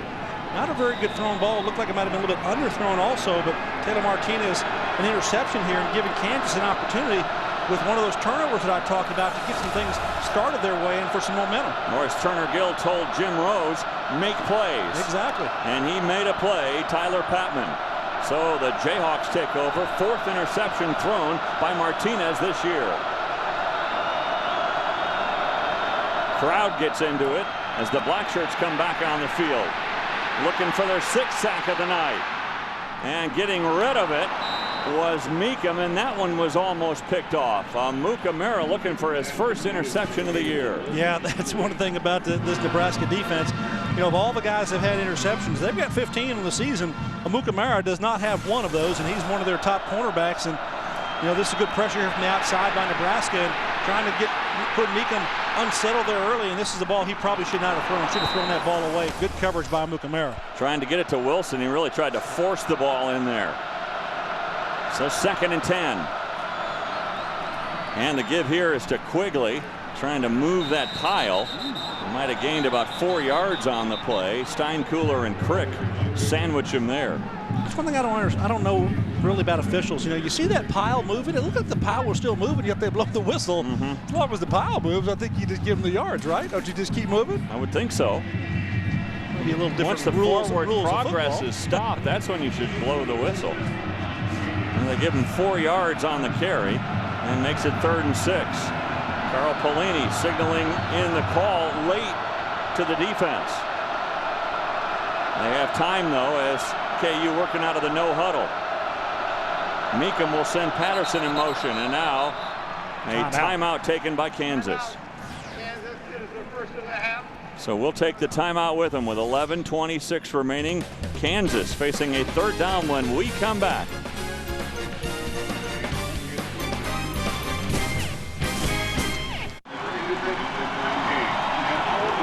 Welcome back to Lincoln. Taylor Martinez itching to get back on offense after throwing an interception, the 4th of the year and of his career. Nebraska leading at 14-0. Yeah, he'd like to think his defensive mates, as the black shirts, can stop Kansas here. Now, Kansas is only 1 of 7 on 3rd downs in this football game, so they've got to find a way to get some first downs here to move against his defense. It's not been an easy task tonight. 1 of 7 on 3rd down, 0 for 1 on that 4th down they tried on their first drive. They got the ball down to the 36-yard line. Tried it on 4th down, and Meekum was actually sacked on the play. So facing a 3rd and 6 here.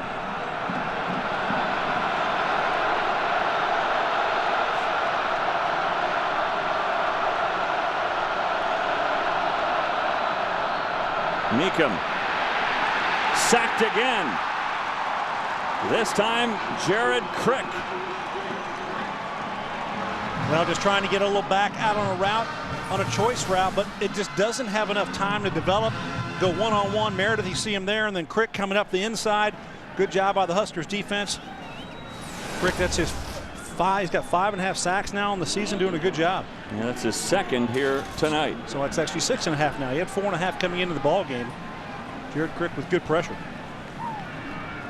So the Jayhawks turn it over on downs again. Now they're 1 for 8 on 3rd down. Good punt this time by Rojas, his best punt of the night.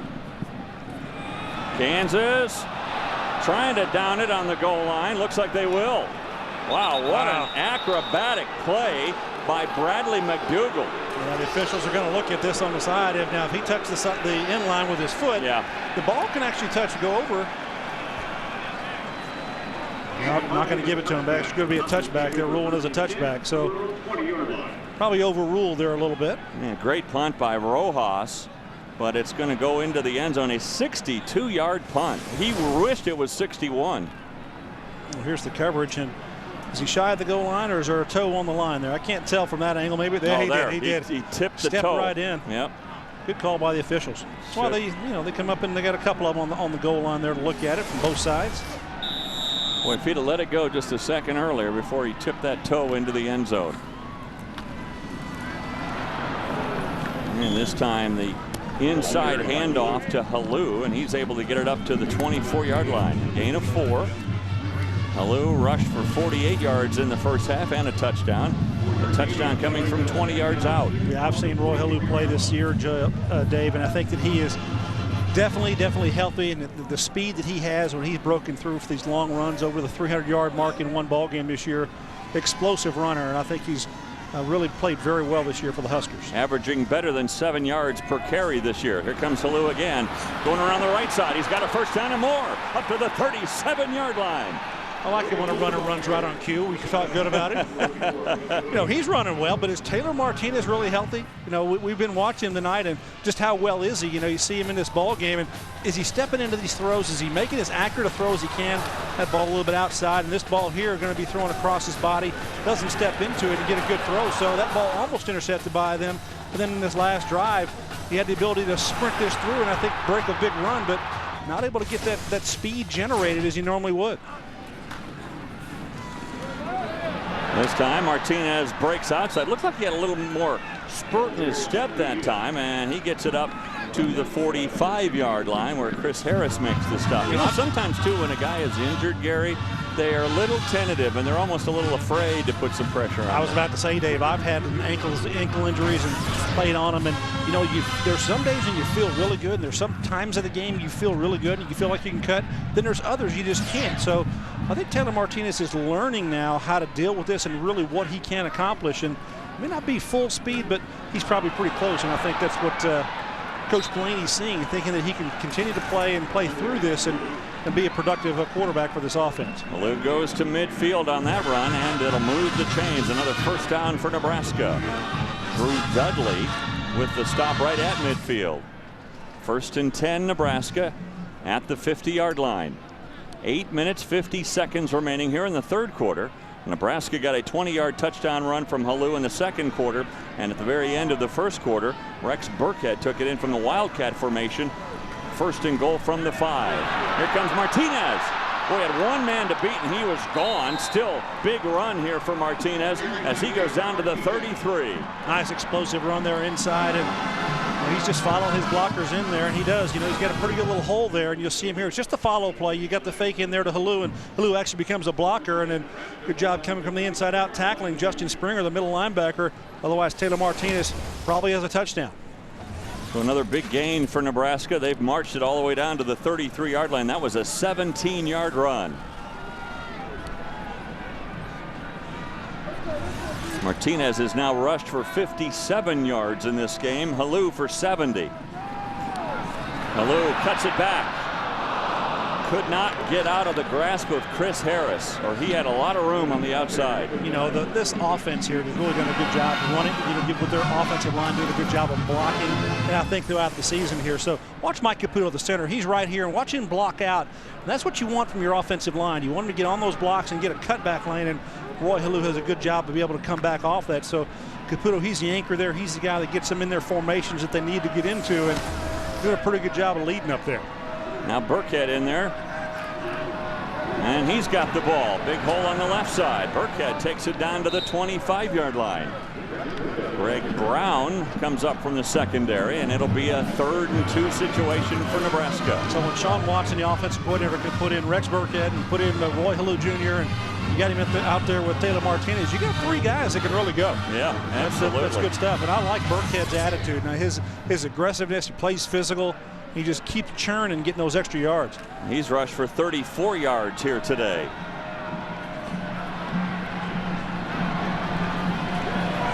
Passing on 3rd and 2. Martinez throws it to the outside, and it is incomplete. Pass intended for Kyler Reed, and good coverage on the outside by Isaiah Barfield. Yeah, just a one-man route there by Nebraska. The play action fake held everybody inside, and Kyler Reed, who's gotten down the field and made some plays for this defense, this offense here, has got 4 touchdowns on the year, and he can stretch the defense. He's got pretty good speed and ball a little bit outside. I think that was actually a good throw by Martinez, because Barfield was right there on the coverage. You underthrow that one, and it's a pick 6. Yeah, you got to throw it to the outside where your receiver can catch it, if anybody.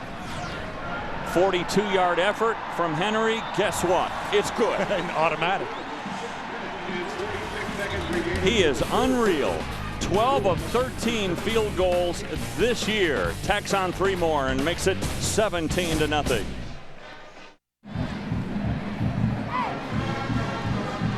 .646 third quarter. Nebraska 17 and Kansas nothing. The Blackshirts have had a great night tonight. They've allowed just 42 yards, and this was a defense with a lot of pressure on it. This was a defense that was trying to live up to the standards that was set were set a year ago. A fabulous defense a year ago, guys, with Ndamukong Suh, that transcendent player, Philip Dillard, Larry Asante, Matt O'Hanlon. These guys were just tremendously successful, and tonight Nebraska's finally starting to get those statistics back. 5 sacks of the quarterback already tonight. They had 20 coming into this ball game, so either they're getting a whole lot better at what they intended to do, or as we heard from the defensive coordinator Carl Pelini, Gary and Dave, finally the experience is starting to show, because they lost a lot of experience from those aforementioned Huskers from a year ago. I think that's right, Jim. Good point, too. And I think also getting Will Compton back in there at linebacker and getting him at full strength, that really adds a lot to this defense. Big kick here by Adi Kanalik, and again trying to take it out of the end zone is DJ Bashirs, and he is stopped shy of the 20-yard line. Yeah, they don't want to let Bashirs get going because he can make big plays in the kick return game. So good coverage by the Huskers. Well, let's see if Quinn Meekum and company can get anything going as we watch this return again. Nothing there. Good job.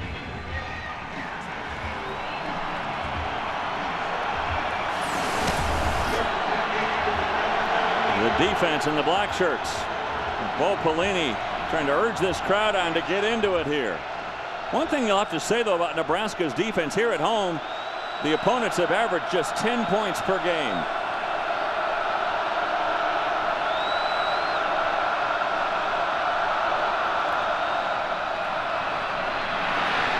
The handoff and running outside. Sims, big hole for Sims, and some good speed.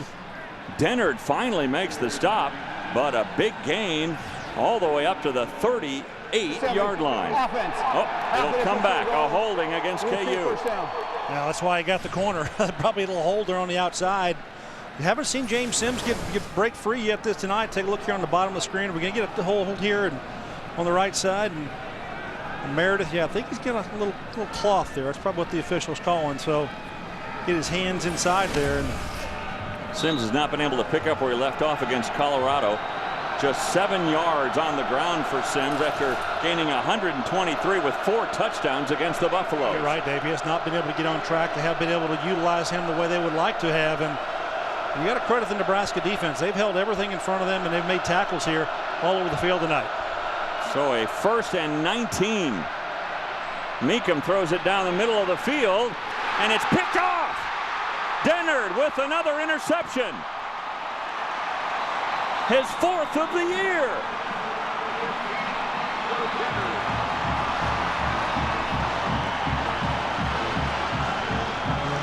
Well, we talk a lot about the secondary here for Nebraska. And this young man, Alfonso Dennard, has really come into his own, and one of the guys that Carl Pelini really sees has a really, really bright future. Alfonso Dennard does a good job in coverage, and I like his technique. He sees the receiver, he sees the quarterback, he sees, most importantly, the ball, and he makes a play on it. And when the ball's up in the air, defensive players have to have a mindset, it's my ball. And this is Alfonso Dennard going up and making a play on the football. And as you said, Dave, 4th interception of the year, and obviously a nice turnaround here and another huge play for this Nebraska defense. Dennard coming back from that concussion, just giving Kansas a headache. So 1st down for Nebraska. They start this drive at their own 44-yard line. Martinez on a keeper. He fumbled the ball. Kansas says they have it. Johnson knocked the ball free. There's a mad scramble for it. They still have not indicated yet. You got Kansas players pointing like they've got the football. I'm not sure the officials. Yeah, one of the officials definitely did. They said, yes, it's Kansas football. Second ball now that Taylor Martinez has fumbled tonight. He had one pop up in the air and it came back right to him. And now this ball squarely out. And again, Steven Johnson coming up with a football. And just negating an interception, and they actually make yardage on the play, on the exchange of plays here. Nebraska does with, Kansas does with better field position. You see the hit inside, and Johnson just takes the ball away. It bounces kind of back to him, and he jumps on top of it. Well, you talk about making plays. You know, it really didn't come from the contact. Martinez was losing that ball really before he was hit. Now coming out of the Wildcat. On the keeper, busting it outside. Good run here. Dennard able to force out the runner as taking it all the way down inside the 30-yard line was Bradley McDougald, the wide receiver. And McDougald shows his speed on the outside, and pretty good misdirection there, allowing them to get that 1st down. And it's the best field position that Kansas has had tonight. Putting Patterson in motion. McDougald again out of the Wildcat. And he takes it down to the 25-yard line. Jim? You look at what has transpired against Nebraska defensively was illustrated on that last interception by Dennard, Dave and Gary. They are not throwing to Prince Amukamara's side. He doesn't have any interceptions, and yet he is expected to be a top 10 draft pick next spring. The only guy who's challenged him all year was Justin Blackman of Oklahoma State. Well said. Not a good idea to challenge him either, but it's not a good bargain to go after Dennard. And we got DJ Bashir's in the backfield here, and he gets bottled up by the Husker defense running inside. That's not going to be a place where you're going to get a lot of space there inside. I think that Kansas is going to have to find a way to work the edge here and hopefully find some space on the outside. I think Nebraska is too solid inside. He's taking a look at Amukamara here. He is one of the top cornerbacks, and they're not throwing at him for a reason because there's nobody open. Coach Gill, when he's seen the tape, he knows what Amukamara can do. So probably talking to Chuck Long and saying, hey, Coach, we need to go the other way. Meekum from the shotgun on 3rd and 7. Pocket breaks down. Meekum tripped up, or he might have had the first down, and a good play there by Meredith. Yeah, Cameron Meredith just continued to the quarterback, and that's what you want from a defensive player. You want to use 2 words, relentless pursuit, and that's what Meredith, not watch him coming from the outside here. He pushes off the tackle, still in the heat of the battle there, trying to make a play and dives for the quarterback, Meekum, and gets him by the shoestrings. That's good effort. Brandstetter will try a 42-yard field goal attempt here.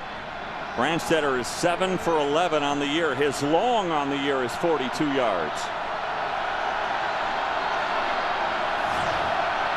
Good snap, good hold, low kick, but he line drives the ball right through the uprights. Banged it in there. That was the fastest field goal I've ever seen from 42 yards. Well, that's a good turn of events there for Turner Gill. Got points on the board after the turnover exchange, and 3 points up there. Jared Crick got a little piece of that ball and caused the flight to come down, but it still goes through for Jacob Brandstetter. You saw a little bit of wave and weed here in the Cornhusker State. So the Jayhawks are on the board thanks in large part to the second turnover by the Huskers here in the second half, an interception and a fumble by Taylor Martinez. Yeah, those fumbles, they kind of, if you can avoid making them, obviously that's what you want to do. But I think Martinez, I talked about it, he's put some balls on the ground this year, and that's one of the things he's definitely got to work on and clean up. And if you come in here and you play this football team, you need to take every advantage of those opportunities when you have a chance to get that football. And I thought Turner Gill did a nice job there, and a little change up offensively. They go into the Wildcat. Yeah, a little Wildcat, put some speed out there on the field, and don't necessarily always have to have your quarterback run the football. And Meekum, who's done a pretty good job, I think, of controlling the offense. He just had too much pressure on him. You know, there's nobody open in the secondary, and he just needs to find some plays if need be to throw it away. A couple of things they have not done here offensively for Kansas. They have not run the bootleg pass or got outside on the perimeter to try to throw the football. I'm not sure if that's in the arsenal of Quinn Meekum. A little bit, haven't seen enough of him yet to know if he's able to make that kind of a throw. Carl Pelini's defense, with Kansas working from a short field, they forced the Jayhawks to settle for the 3-point field goal. And now we'll see if this Nebraska offense can get rolling again. They've kind of had some spurts here tonight of some good offense, but they've sputtered a little bit too. Jacob Brandstetter, a senior out of Lawton, Oklahoma, will kick it off for the Jayhawks. Marlowe and Paul are back deep. 3:36 remaining here in the third quarter.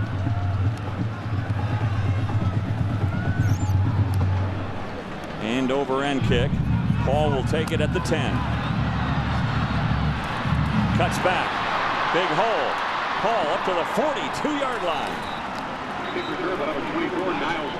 Brandstetter. Yeah. How many times have the kickers made a play on special teams here tonight? Good athletes, they've got to make them. You know, they're one of those guys out there that's got to get them down. When you're the last resort, you've got to do it. And now's Paul running fast and hard. Great position, though, up at the 42-yard line. Nebraska's got to get started again.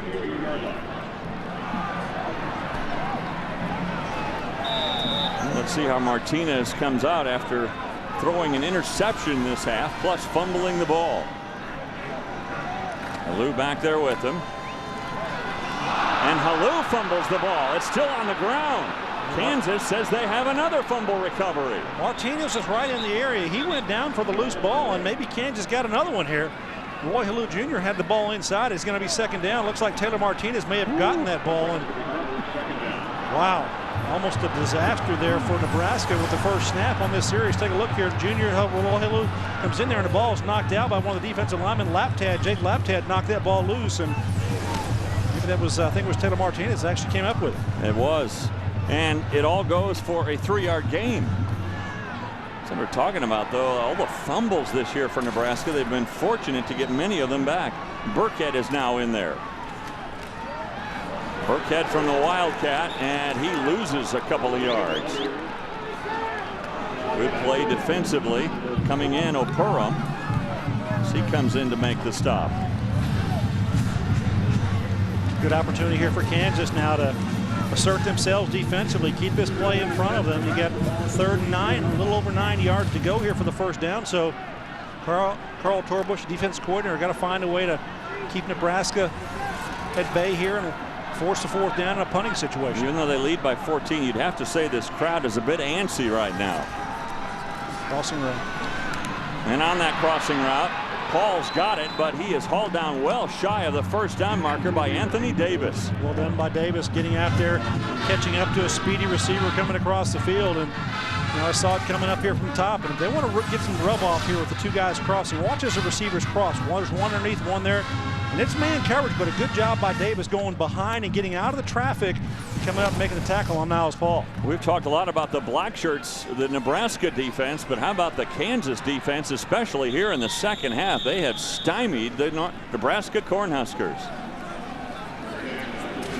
1:38 remaining here, and here we are, 3-3 really in the 3rd quarter. Let's check out some highlights, or lowlights, as it were. Henry with an automatic 42-yard field goal for him. Now Taylor Martinez, he's throwing the ball here, and the ball's intercepted by the defense of Kansas, and that's his first turnover, obviously. So obviously you have a chance here to get things happening. And then another fumble caused here.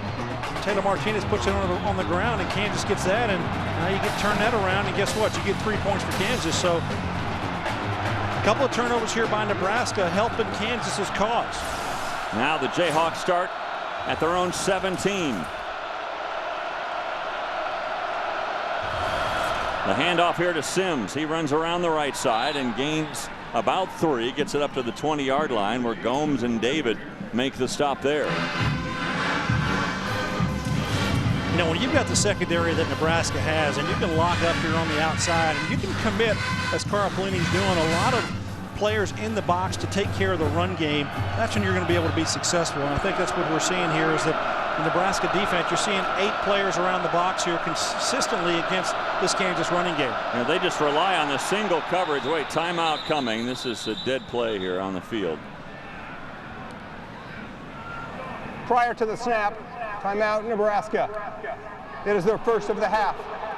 30 seconds. I don't think Bo or Carl liked their defense that they were in on that particular play, and they called a timeout. 1:03 remaining here in the 3rd quarter.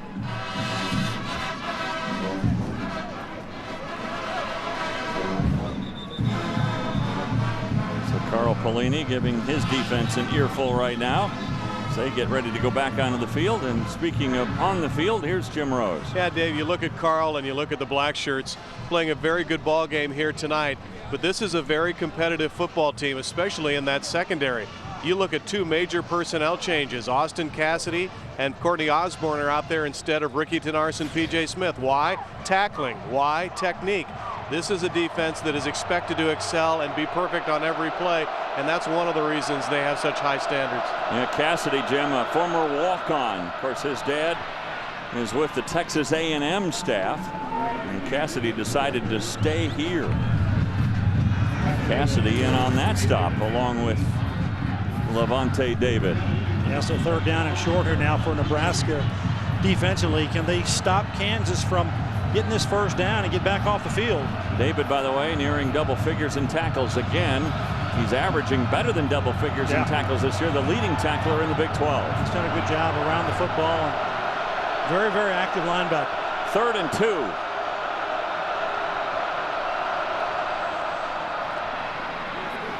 And breaking through the line and getting the first down is James Sims. Good hard running by the freshman. That's a good first down there for Kansas, trying to move the chains and get first downs. I think they feel like they're competitive here in this football game, and you never know if they can get some more points here early in this, with this quarter, and have plenty of time left in this football game. Looks like the quarter's about to expire here, so this might be the last play we've seen. That makes Jayhawks, by the way, 2 of 10 on third down conversions here in this game. So the third quarter has come to a close. That third quarter, each team getting a 42-yard field goal. Memorial Stadium is where we are. Another sellout crowd on hand here in Lincoln, Nebraska. We go to the fourth quarter with the Huskers leading it 17-3.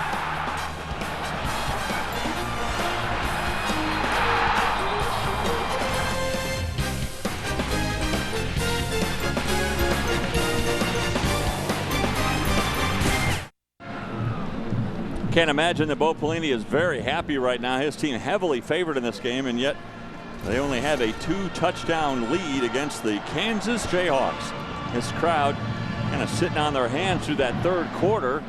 It was marred by a couple of turnovers by the Huskers. Now, we talked about at the beginning of this football game that Kansas, defensively, they were allowing over 200 yards a ball game. Not a very good defensive effort coming into this ball game, that they were allowing a lot of yards rushing, and Nebraska being able to run the ball consistently. That's going to be been their mantra all year.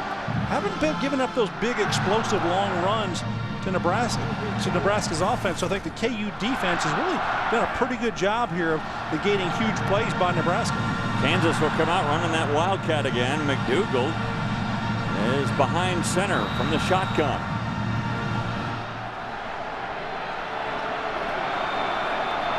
Coming in motion is Patterson. And they try to run it up the middle, but Pierre Allen was right there defensively. Allen, a 3-year starter, very physical player on the outside for the Huskers. And he's had a nice season for Nebraska, and obviously his senior season, and trying to make an impact there inside. So a gain of 8. Or gain of 2, excuse me, 2nd and 8. Sims again trying to go into that pile. They'll move it a little bit. And now the forward progress stopped at the 35. Steinkühler was able to stop the pile and move it back the other way. Kansas today, total yards 79 offensively. Well, I think that Carl Pelini's got a decision to make here. Does he roll up the pressure and bring perimeter pressure? Some pressure on the quarterback Meekum as he's trying to throw the football and get a first down here. 3rd and 5, a little over 5 yards here, it looks like. So see what Carl Pelini dials up here defensively. Just 2 of 10 KU on 3rd down. On 3rd and 5, they throw a little flare pass that is incomplete, intended for James Sims, but beyond his reach. Yeah, and he wouldn't have been getting the first down anyway, because Levante David was tracking him and had coverage, about a yard away from him. So the ball not able to be caught by James Sims. Pretty throw a little bit behind him by Quinn Meekum. And a tough day for Meekum, as he is 3 for 10 through the air. And an interception as well. Burkhead standing back at his 25-yard line. Low line drive kick from Rojas. I'm saying it hit a Kansas player way up at the 35-yard line, but they're right for the moment anyway, marking it at the 24. Now they're moving the ball up. First spot of what's called illegal touching by the kick team. That's where they'll bring it back and set it down at the 35. You see the beanbag thrown out there by the officials. They marked the first spot where illegal contact was made. Yeah, they didn't miss it. So good field position here for Nebraska. Let's see if they can do something with it. Burkhead is behind Martinez. Right now is under center. Now he'll go back shotgun.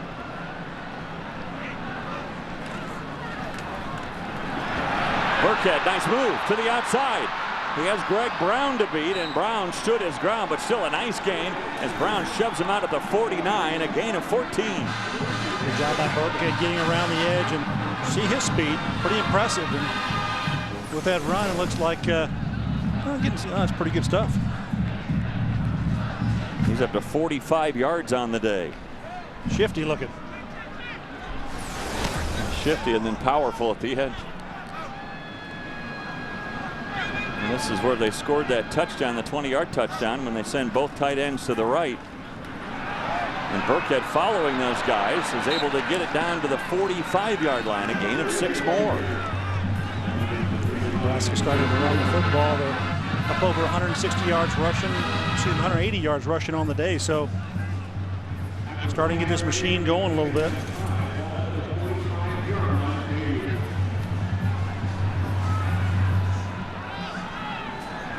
Second down, 4 yards to go. They need to reach the 40 for the first down. And no gain here. Justin Springer was right there defensively. Patman also comes in. And getting up slowly from the pile is Keith Williams. Keith Williams, 6'5", 310-pound guard. They're getting up slow, and this Kansas defense has been up and down a little bit here. And this is when they need to make a stand. You got a third down situation. You can get off the field to get the ball back to your offense. Still plenty of time in this ball game. 12 minutes to go. Nebraska 50%, as you see, on third down, 6 of 12 today. So facing a 3rd and 4 here. Here comes the blitz. Martinez looked like he had picked it up. Pass intended for Cotton. It was tipped, and it falls incomplete. But if you watch Taylor Martinez's body language and how he's just completely unsettled back there when he sees the pressure, when he sees the blitz, although it is picked up, as you said, Dave, he just wasn't very confident right there in the backfield as getting his throw away, and he probably threw the ball a lot earlier than he needed to, and not a good throw at all. So Henry will try to pin the Jayhawks inside the 20 here. And he's angling it for the corner. A perfect kick, really, as Patterson with a fair catch at the 9. Great kick again by Henry. Again, continues to be a weapon. Nebraska leads by only 14 here in Lincoln. 11:41 in the ballgame. The Huskers leading 17-3, and Levante David, number 4, the junior college transfer, has had a magnificent game. He's had a very, very good season. And if you think back to the last really big game he had, it was in the National Junior College Championship game last year. He was playing for Fort Scott against Blinn Junior College of Texas, which has been in the headlines lately, guys, because their quarterback was Cam Newton. And in that game, which was barely won by Blinn and Newton, David had nearly 20 tackles. He was just a monster on the field. And you look at this game, you might have the National Defensive Player of the Year, Levante David, and Newton, the National Offensive Player of the Year for Auburn. You never know. Yeah, if he survives all the turmoil. Yeah. Thanks, Jim. Not David, but Cam Newton. David has no controversy surrounding him at all. 19 tackles earlier this year against South Dakota State. Meekum held on to the ball, and then you could just see him lower his shoulder like, uh-oh, this is going to hurt. And he takes it up to the 15, a gain of 6. Well, that's kind of the bootleg pass here, misdirection pass that I wanted to see if when Meekum had that in his arsenal to get outside of the pocket and throw. Nobody open, though, in the secondary, and he has to pull the ball down and run with it. Meekum 3 of 10 through the air today. Look at that, only 88 yards allowed. It's the least this season, and actually closing in on a record. But they still have 11 minutes to go. And remember, according to Kansas, the fourth quarter belongs to them. Well, they're not going to find any yardage right in there with Steinkühler and Jared Crick. They're running right in their kitchen. That's not going to happen. Kind of like the Williams brothers in the NFL with the Vikings. There's no real estate there. No, that's right. They give David a half tackle on that play as well. So third down, 3 yards to go. David urging on this sellout crowd here at Memorial Stadium to help him out.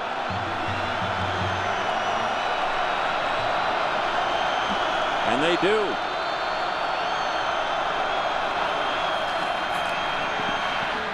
Pass is incomplete, no flags. Patterson thought that perhaps Gomes had a hold of him, but no flag on the play. And again, another failed third down conversion for KU. Yeah, Dijon Gomes is one of those safeties that can just make play after play after play. He's always around the ball and good technique, leverage on the inside out. No need to turn them and put your hand on the receiver to turn them. Just get your hand out there and knock that ball away. Nice play. So Alonzo Rojas will be punting it from near his own goal line. Burkhead is waiting for it at his own 40. Low kick. Burkhead comes up. Fair catch right at midfield. That's a good play by Burkhead. Hate it when those guys back there receiving punts let the ball drop. And that on a line drive kick, he knew he could come up, and that saves you 10 or 15 yards. Yeah, that ball's just going to bound away. That's what the punter's trying to get accomplished, is kick it low, keep it out of his hands until he can't retrieve it or receive it. Good job, as you said, by Burkhead. Smart play coming up and catching the football. Only a 34-yard punt. Great field position now for Taylor Martinez and company.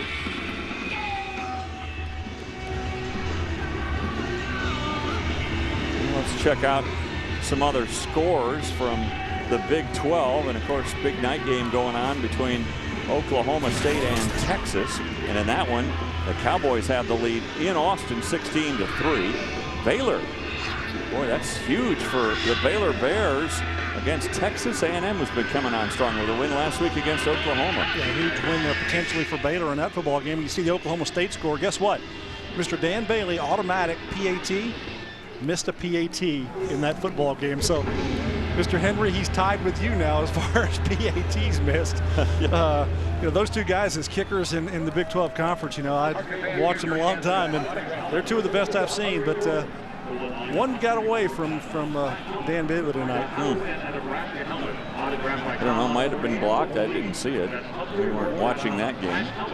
Did you have that one out of the corner of your eye there? I actually kind of peeked a little bit and, you know, kind of saw what happened there. They scored a touchdown, Oklahoma State did, and Dan Bailey kicked a low ball, and it did get knocked down. And by the way, while we wait for Nebraska to come out on offense, they're coming out now. I want to say get well wishes to Lee Barfneck, who's one of the great writers in the country for the Omaha World Herald. Had hip replacement surgery recently, so Lee, we wish you the best and get well soon.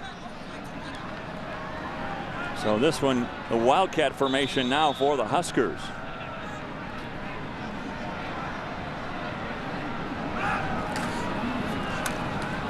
Burkhead on a keeper, and he takes it down to the 42-yard line. Nice gain of 8. Harris and Dorsey sandwich him there, but a gain of 8 yards for Burkhead. And he is now 60 yards rushing here tonight. Burkhead's got it in his arsenal to throw that ball. He seems pretty poised back there when he runs that Wildcat. So if you ever get that little extra wrinkle in there, it could be really difficult for defenses to defend. Former quarterback out of Plano, Texas. Burkhead did a good job of waiting for the blocks to develop. Turned right and moves the pile down to the 37. Another first down. Laptad with the tackle.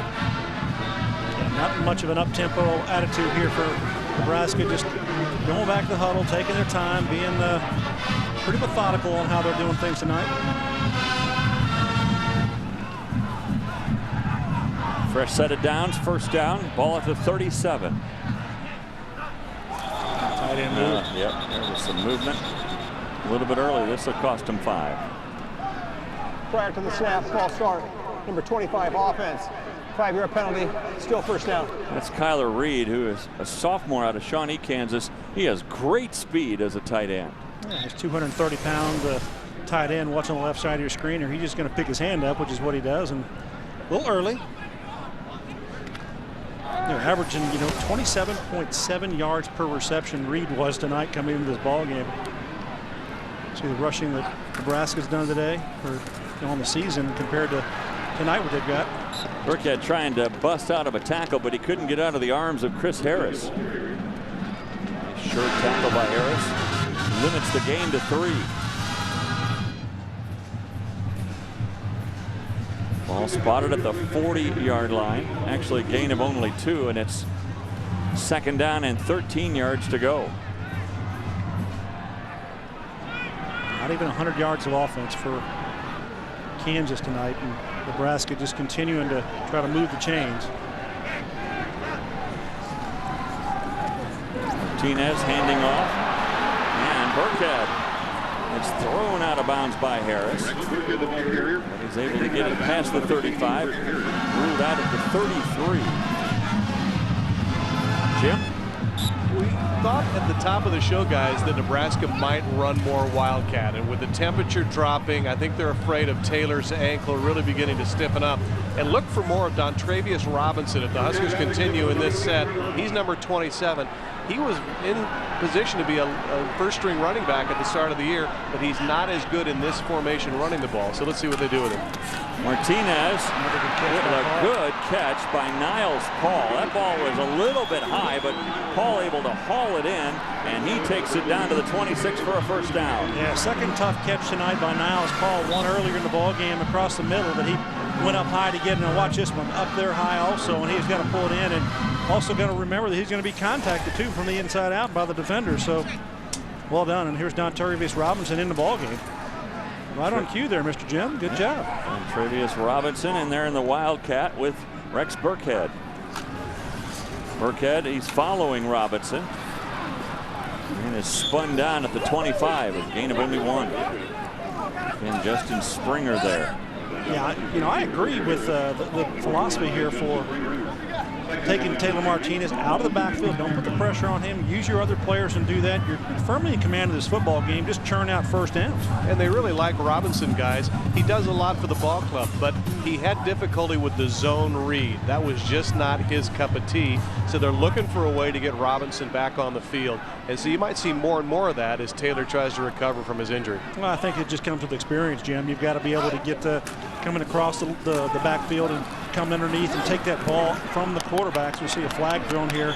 Probably going to get a holding penalty inside on the Huskers. But that is obviously a play that they're going to run, you know, continually here at Nebraska. So I think that Dontravius is going to have to find a way to figure that out if he doesn't understand it right now. Absolutely. And he had difficulty holding onto the ball at times last year. So they were looking for something that he could wrap his arms around as he grows in the offense. And if you look at some of the guys on the football field, there's a relative amount of inexperience in the offensive backfield. Burkhead is a second-year sophomore. Martinez is a redshirt freshman.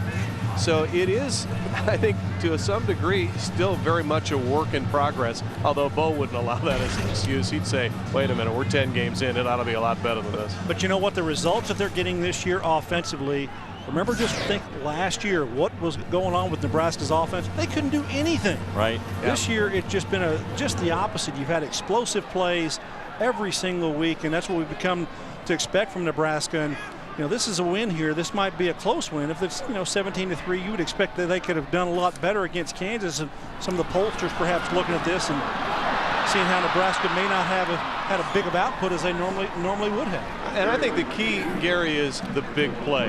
The Nebraska offense simply did not have that big play last year. No, they did not. And this year, clearly with Martinez, that dimension is there on any snap. And it's really opened up some things for Roy Halou as well.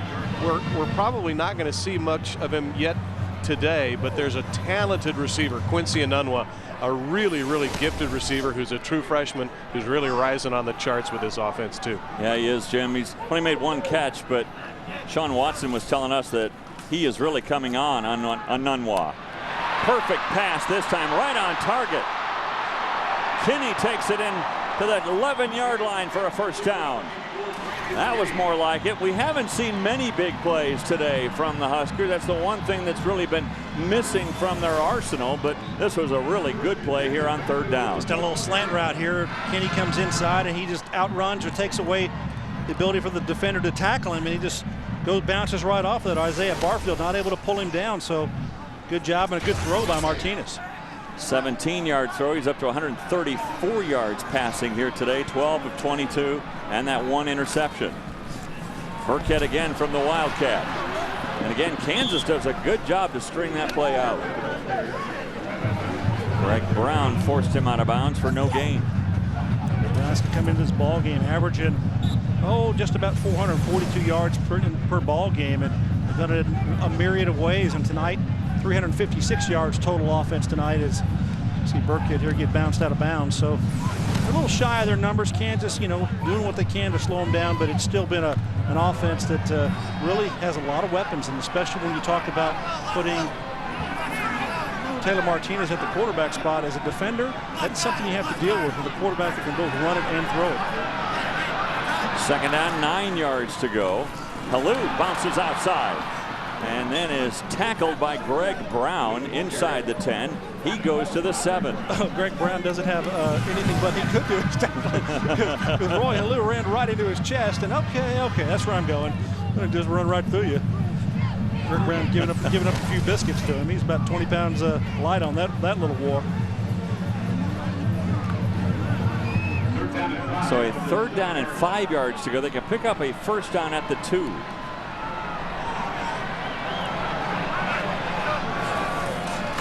Martinez looking into the end zone, and it's almost picked off. The pass was intended for Kenny, and he overthrew his target. Well, what does Kenny do? Kenny comes inside, but guess what he does? He stops on the route, and this is Martinez throwing to where he expects him to go. Watch Kenny come inside. You got to keep coming in here because that's where the ball is going to be thrown, and it's just a little misconnection there on the quarterback and the receiver as far as what they both expect from each other. And I think Taylor Martinez expected him to continue on the route.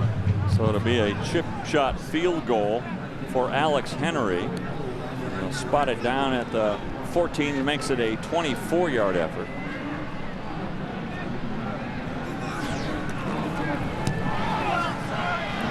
And the kick is good. So 2 field goals in this game for Alex Henry. And he adds 3 more on the board for the Nebraska Cornhuskers. Plus that drive ate up a lot of time, only 3:44 remaining. Just 3:44 left in the ball game. Nebraska and Kansas. Huskers out in front 20-3. It's been a good night for Niles Paul after a very, very bad week. We saw what happened in the ball game at Iowa State. Made a big mistake on a kickoff return, bringing it out deep, but then also turning it over and led to a big Iowa State score. We talked about how the expectations on this kid were really, really high. At one time, when he was such a gifted high school football player, he would routinely see triple team coverage. 2 corners and a safety covering Niles Paul when he was at Omaha North High School. He was a parade All-American, led the West team in the U.S. Army All-Star game. He only has 5 touchdowns in his career. He wants to get that number up here at the end. 4 of them last year, just 1 this year. But if he can just get the consistency, we've seen that here tonight, guys, that'll really be a big plus for Nebraska. And Alec kicking it to Bashirs, who takes it from the goal line. Trips over the 20 and gets it up to the 27-yard line. 6 catches today, by the way, for Niles Paul.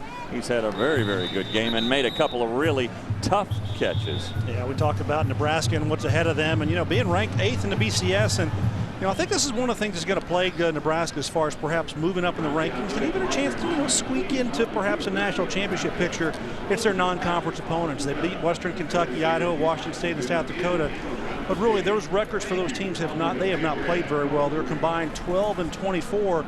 So the non-conference not playing in the favor with the pollsters. You see here as they're rolled into now as number 8 in the BCS. So I think that's going to take a factor. So they need to have convincing wins. This is a good win against Kansas, and if they can keep it under 100 yards, an impressive win against the Jayhawks defense, doing a good job against their offense, slowing them down. I'll also make this point. That loss against Texas hurt in a lot of ways. I mean, they would be up there in the top 2 or 3 right now in the BCS yes, without that loss. Plus, Texas this year is not the Texas we've been used to, and a loss to Texas this year really costs you in terms of points on the computer. Yeah, those non-conference ones, and then that loss to the team that really, as you said, Dave, not playing very well, and they've got 5 losses themselves. So let me ask you a question about this game in particular. What does this say? Is it sort of, all right, the Nebraska offense hasn't had the big plays, they haven't been as good as we have seen in the past, or is it, hey, Kansas is starting to make some progress? I think there's a little of both. Kansas is making progress. Carl Torbush, the defense coordinator, played decent, got their guys playing decent. Hey, Nebraska still has got over 360 yards of total offense in this game. Sure, it's not been the explosive plays that we're used to seeing. We're getting spoiled, I think, with Nebraska getting those huge plays from scrimmage, just have not come today. But hey, they've done what they needed to and get inside the red area. They have scored. When you look at that upcoming schedule, we kind of assume that Nebraska will be in that Big 12 championship game, but that hasn't been decided quite yet. They are in the driver's seat, but Missouri with a win today against Kansas State keeps them at least in the conversation. And of course, if Nebraska wins out, then they will be in that championship game, and it looks like right now they're going to be playing Oklahoma State. Yeah, Oklahoma State in this ball game here doing pretty well against Texas. They've got a lead against them, and then in the second quarter, 23-3. So Cowboys look like they're set pretty well, but they're going to have Oklahoma to deal with still at the end of the year for perhaps the Big 12 South Conference. This one batted up in the air and incomplete, and now Meekum is just 3 for 13 in this game after going 12 for 12 in the second half against Colorado. Yeah, 17 of 17 of his last throws there in that ball game inclusive. So, you know, just not the night tonight. You know, and I think Huskers, that has a lot to say about the Huskers defensively. Their coverage in the secondary and the pressure they're putting on from that front five. They just have 89 yards of total offense the Jayhawks do tonight, and this defense, the secondary, I think has played outstanding. It's allowed the pass rush to really eat up, you know, what the quarterback is able to do, and so Meekum has had a hard time to get things going because of a very, very good Nebraska defense. Almost sacked again. Rolling out, and he will be sacked. That's a loss of a couple. It'll count as another sack. Will Compton, the middle linebacker, he makes the stop.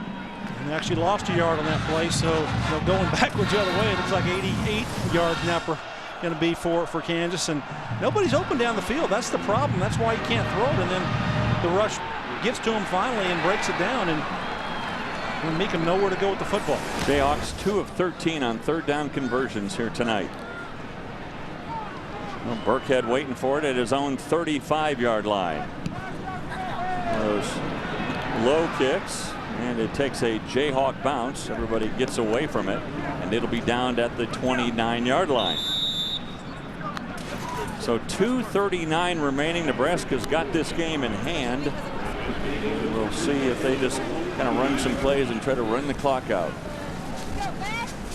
And I would imagine that timeouts would be used by Turner Gill in this situation to preserve some time on the clock. But you know what? Their offense has not shown any ability to make any plays down the field or to give you an impression that they can score and very quickly and put some points up there quickly. The last 2 years, Nebraska's defense one other time has allowed 109 yards of total offense. That was against Arizona. Bo Pelini's team and Carl Pelini, his brother, their defense has held Kansas under 100 yards of total offense here in this game. Yeah, the Huskers and Jayhawks each have 2 timeouts remaining, so I would expect that Kansas, if they stop Nebraska short of the first down, would expect the timeout to be called by Turner Gill. But a gain of 5 there. It's 2nd and 5. Handoff here to Halou, and he might have gotten back to the line of scrimmage. Jake Lapted with another stop. Wow, I'm really surprised they're not calling the timeout.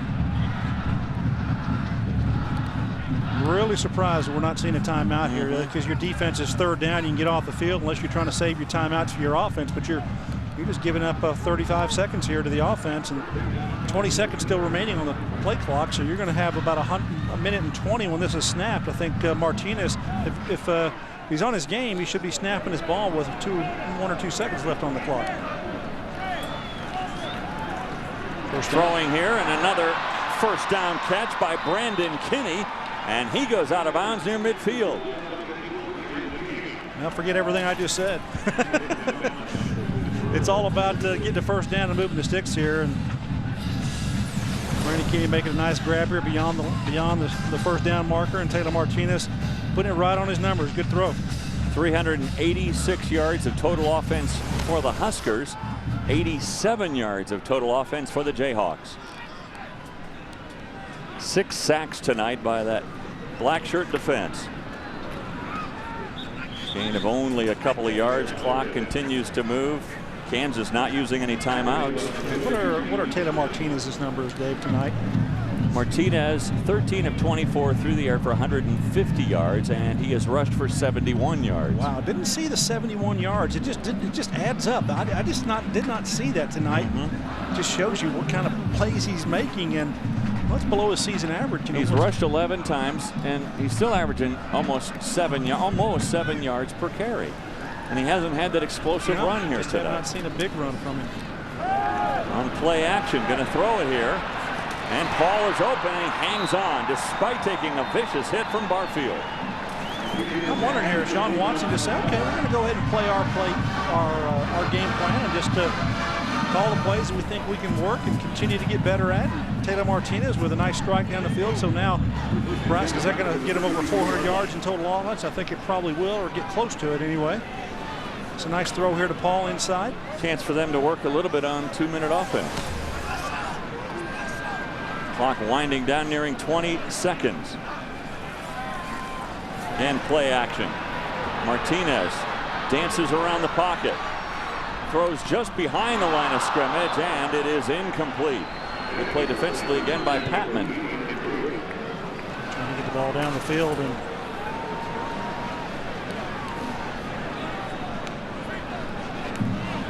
Martinez, obviously one of those special athletes that you like to have on your program, and obviously going to improve as a quarterback in different facets of his game, but his ability with his legs and his athleticism is what really makes him go. And I think with his legs, his athleticism, a lot of times just quarterbacks that can run as well as he does, they don't have the kind of arm he has. I think he's got a good arm. He needs to become more accurate, but he's got a good, strong arm.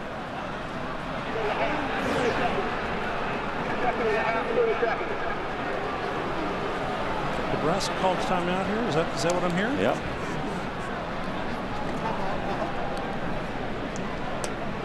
Maybe they're asking Alex Henry if he wants to try to kick one.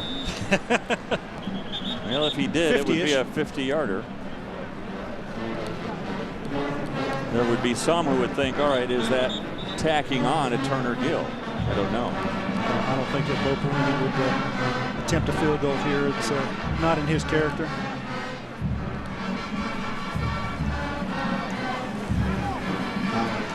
Again, I think there's two sides of this equation here, and I think one of them is, look, we're trying to run some offense here to see what we can do late in the game, and now they're going to just say that's it. We're done. We've proved what we wanted to prove here today. We're just going to take a knee and let the clock wind out. It's a win for the Huskers, maybe not as impressively as some thought it would be here today, but again, I think Kansas had a lot to say about that. Their defense stepped up and played a pretty good game. Yeah, they were solid early on. They definitely did. But Nebraska overall, they made the plays they needed to, move the ball down the field. Still did a good job. Almost 400 yards of total offense. I think it finished up around 397 if the numbers are right I'm seeing here. So pretty good job, I think, by Bo Pelini's bunch. And, you know, for Turner Gill coming back to Memorial Stadium, warm welcome, but obviously a situation where his football team just lacking a little bit of the talent that he needs to be competitive here. And so this is the last installment of this series between Kansas and Nebraska in the Big 12. And for Bo Pelini, as the Huskers go to 9-1 on the year, his team has won at least 9 games all 3 years he has been the head coach of the Huskers, and he joins Bob Devaney, Frank Solich, and Tom Osborne in that group of guys that have started their career at Nebraska with at least 9 wins in their first 3 years. I like Bo Pelini. He's a football coach. Yes. There's nothing but, and he's a guy that he's got some principles. He's got a way of doing things, a defensive guy, and I think it's a good formula for success. Jim? Bo Pelini, the winning coach here tonight, you'd have to be awfully picky to find something wrong with his defensive performance. Well, we played well defensively, but we gotta pick it up in some of the other phases. We were a little bit sloppy, and it's a win. And it's time to go to the next one. Got a big test coming up next week. What are those phases in particular? Oh, just we got to be more efficient. We weren't efficient enough, and too many mistakes. And but we won. It's time to move on to the next one. Sack total really up tonight, Bo, especially if you look at the average over the first 9 ball games. What was the difference? Our guys played well. We had a mix of 4-man pressure and some blitzes, and our guys covered well down the field. And to give it was a good, solid performance defensively. You don't hold somebody to under 100 yards without playing good football. Best performance defensively since that Arizona win. Really very strong. Yeah, we played well, and we just got to carry it over and make sure we keep getting better. What do you think the secret is to that, carrying it over, getting a performance consistently like this every week? Well, I mean, that's a challenge. It's a challenge. You see it across the country. You see people getting knocked off and upsets and everything else. You just got to keep going, and it's November, and you got to keep pressing forward. You spent just 1 season working with Turner, and he was on the offensive side of the ball when you were an assistant at Nebraska. What did you just say to Coach Gill after the game? I said good luck. Very good. Thanks, Bo. Thanks, Jim. That's Coach Bo Pelini, fellas. Nebraska gets a win, and now we have Levante David, linebacker. Talk about your performance tonight. This was a dominant defensive performance. You ever played a game collectively as well as the team did here tonight? I mean, we just keep improving and keep improving. You know, like our game plan was to shut these guys out. You know, we knew we was capable of doing. You know, we just came out here and played our right assignments, did what we had to do, and we just had 100 yards, which was great on our part. Overall, your ball game from the get-go, Levante, you were making plays early in the contest. Do you think that set the tone for the other guys? I mean, everybody just looking for somebody to, you know, just feed off of, you know, energy. I try to do that every game, you know. Everybody just, if one guy make a play, everybody just gonna get hyped and everybody just try to make plays, you know. And I mean, that's what I try to bring every game.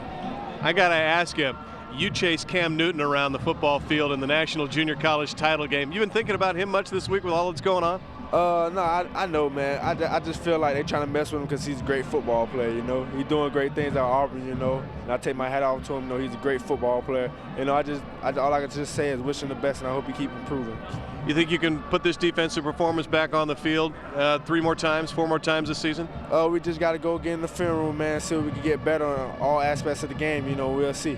All right, Levante, nice ball game. Thank you. Levante David leads Nebraska's performance here tonight. It was a dominant performance, 87 total yards, just 5 first downs by the Kansas Jayhawks. Dave and Gary will wrap it up from Chile Memorial Stadium right after you.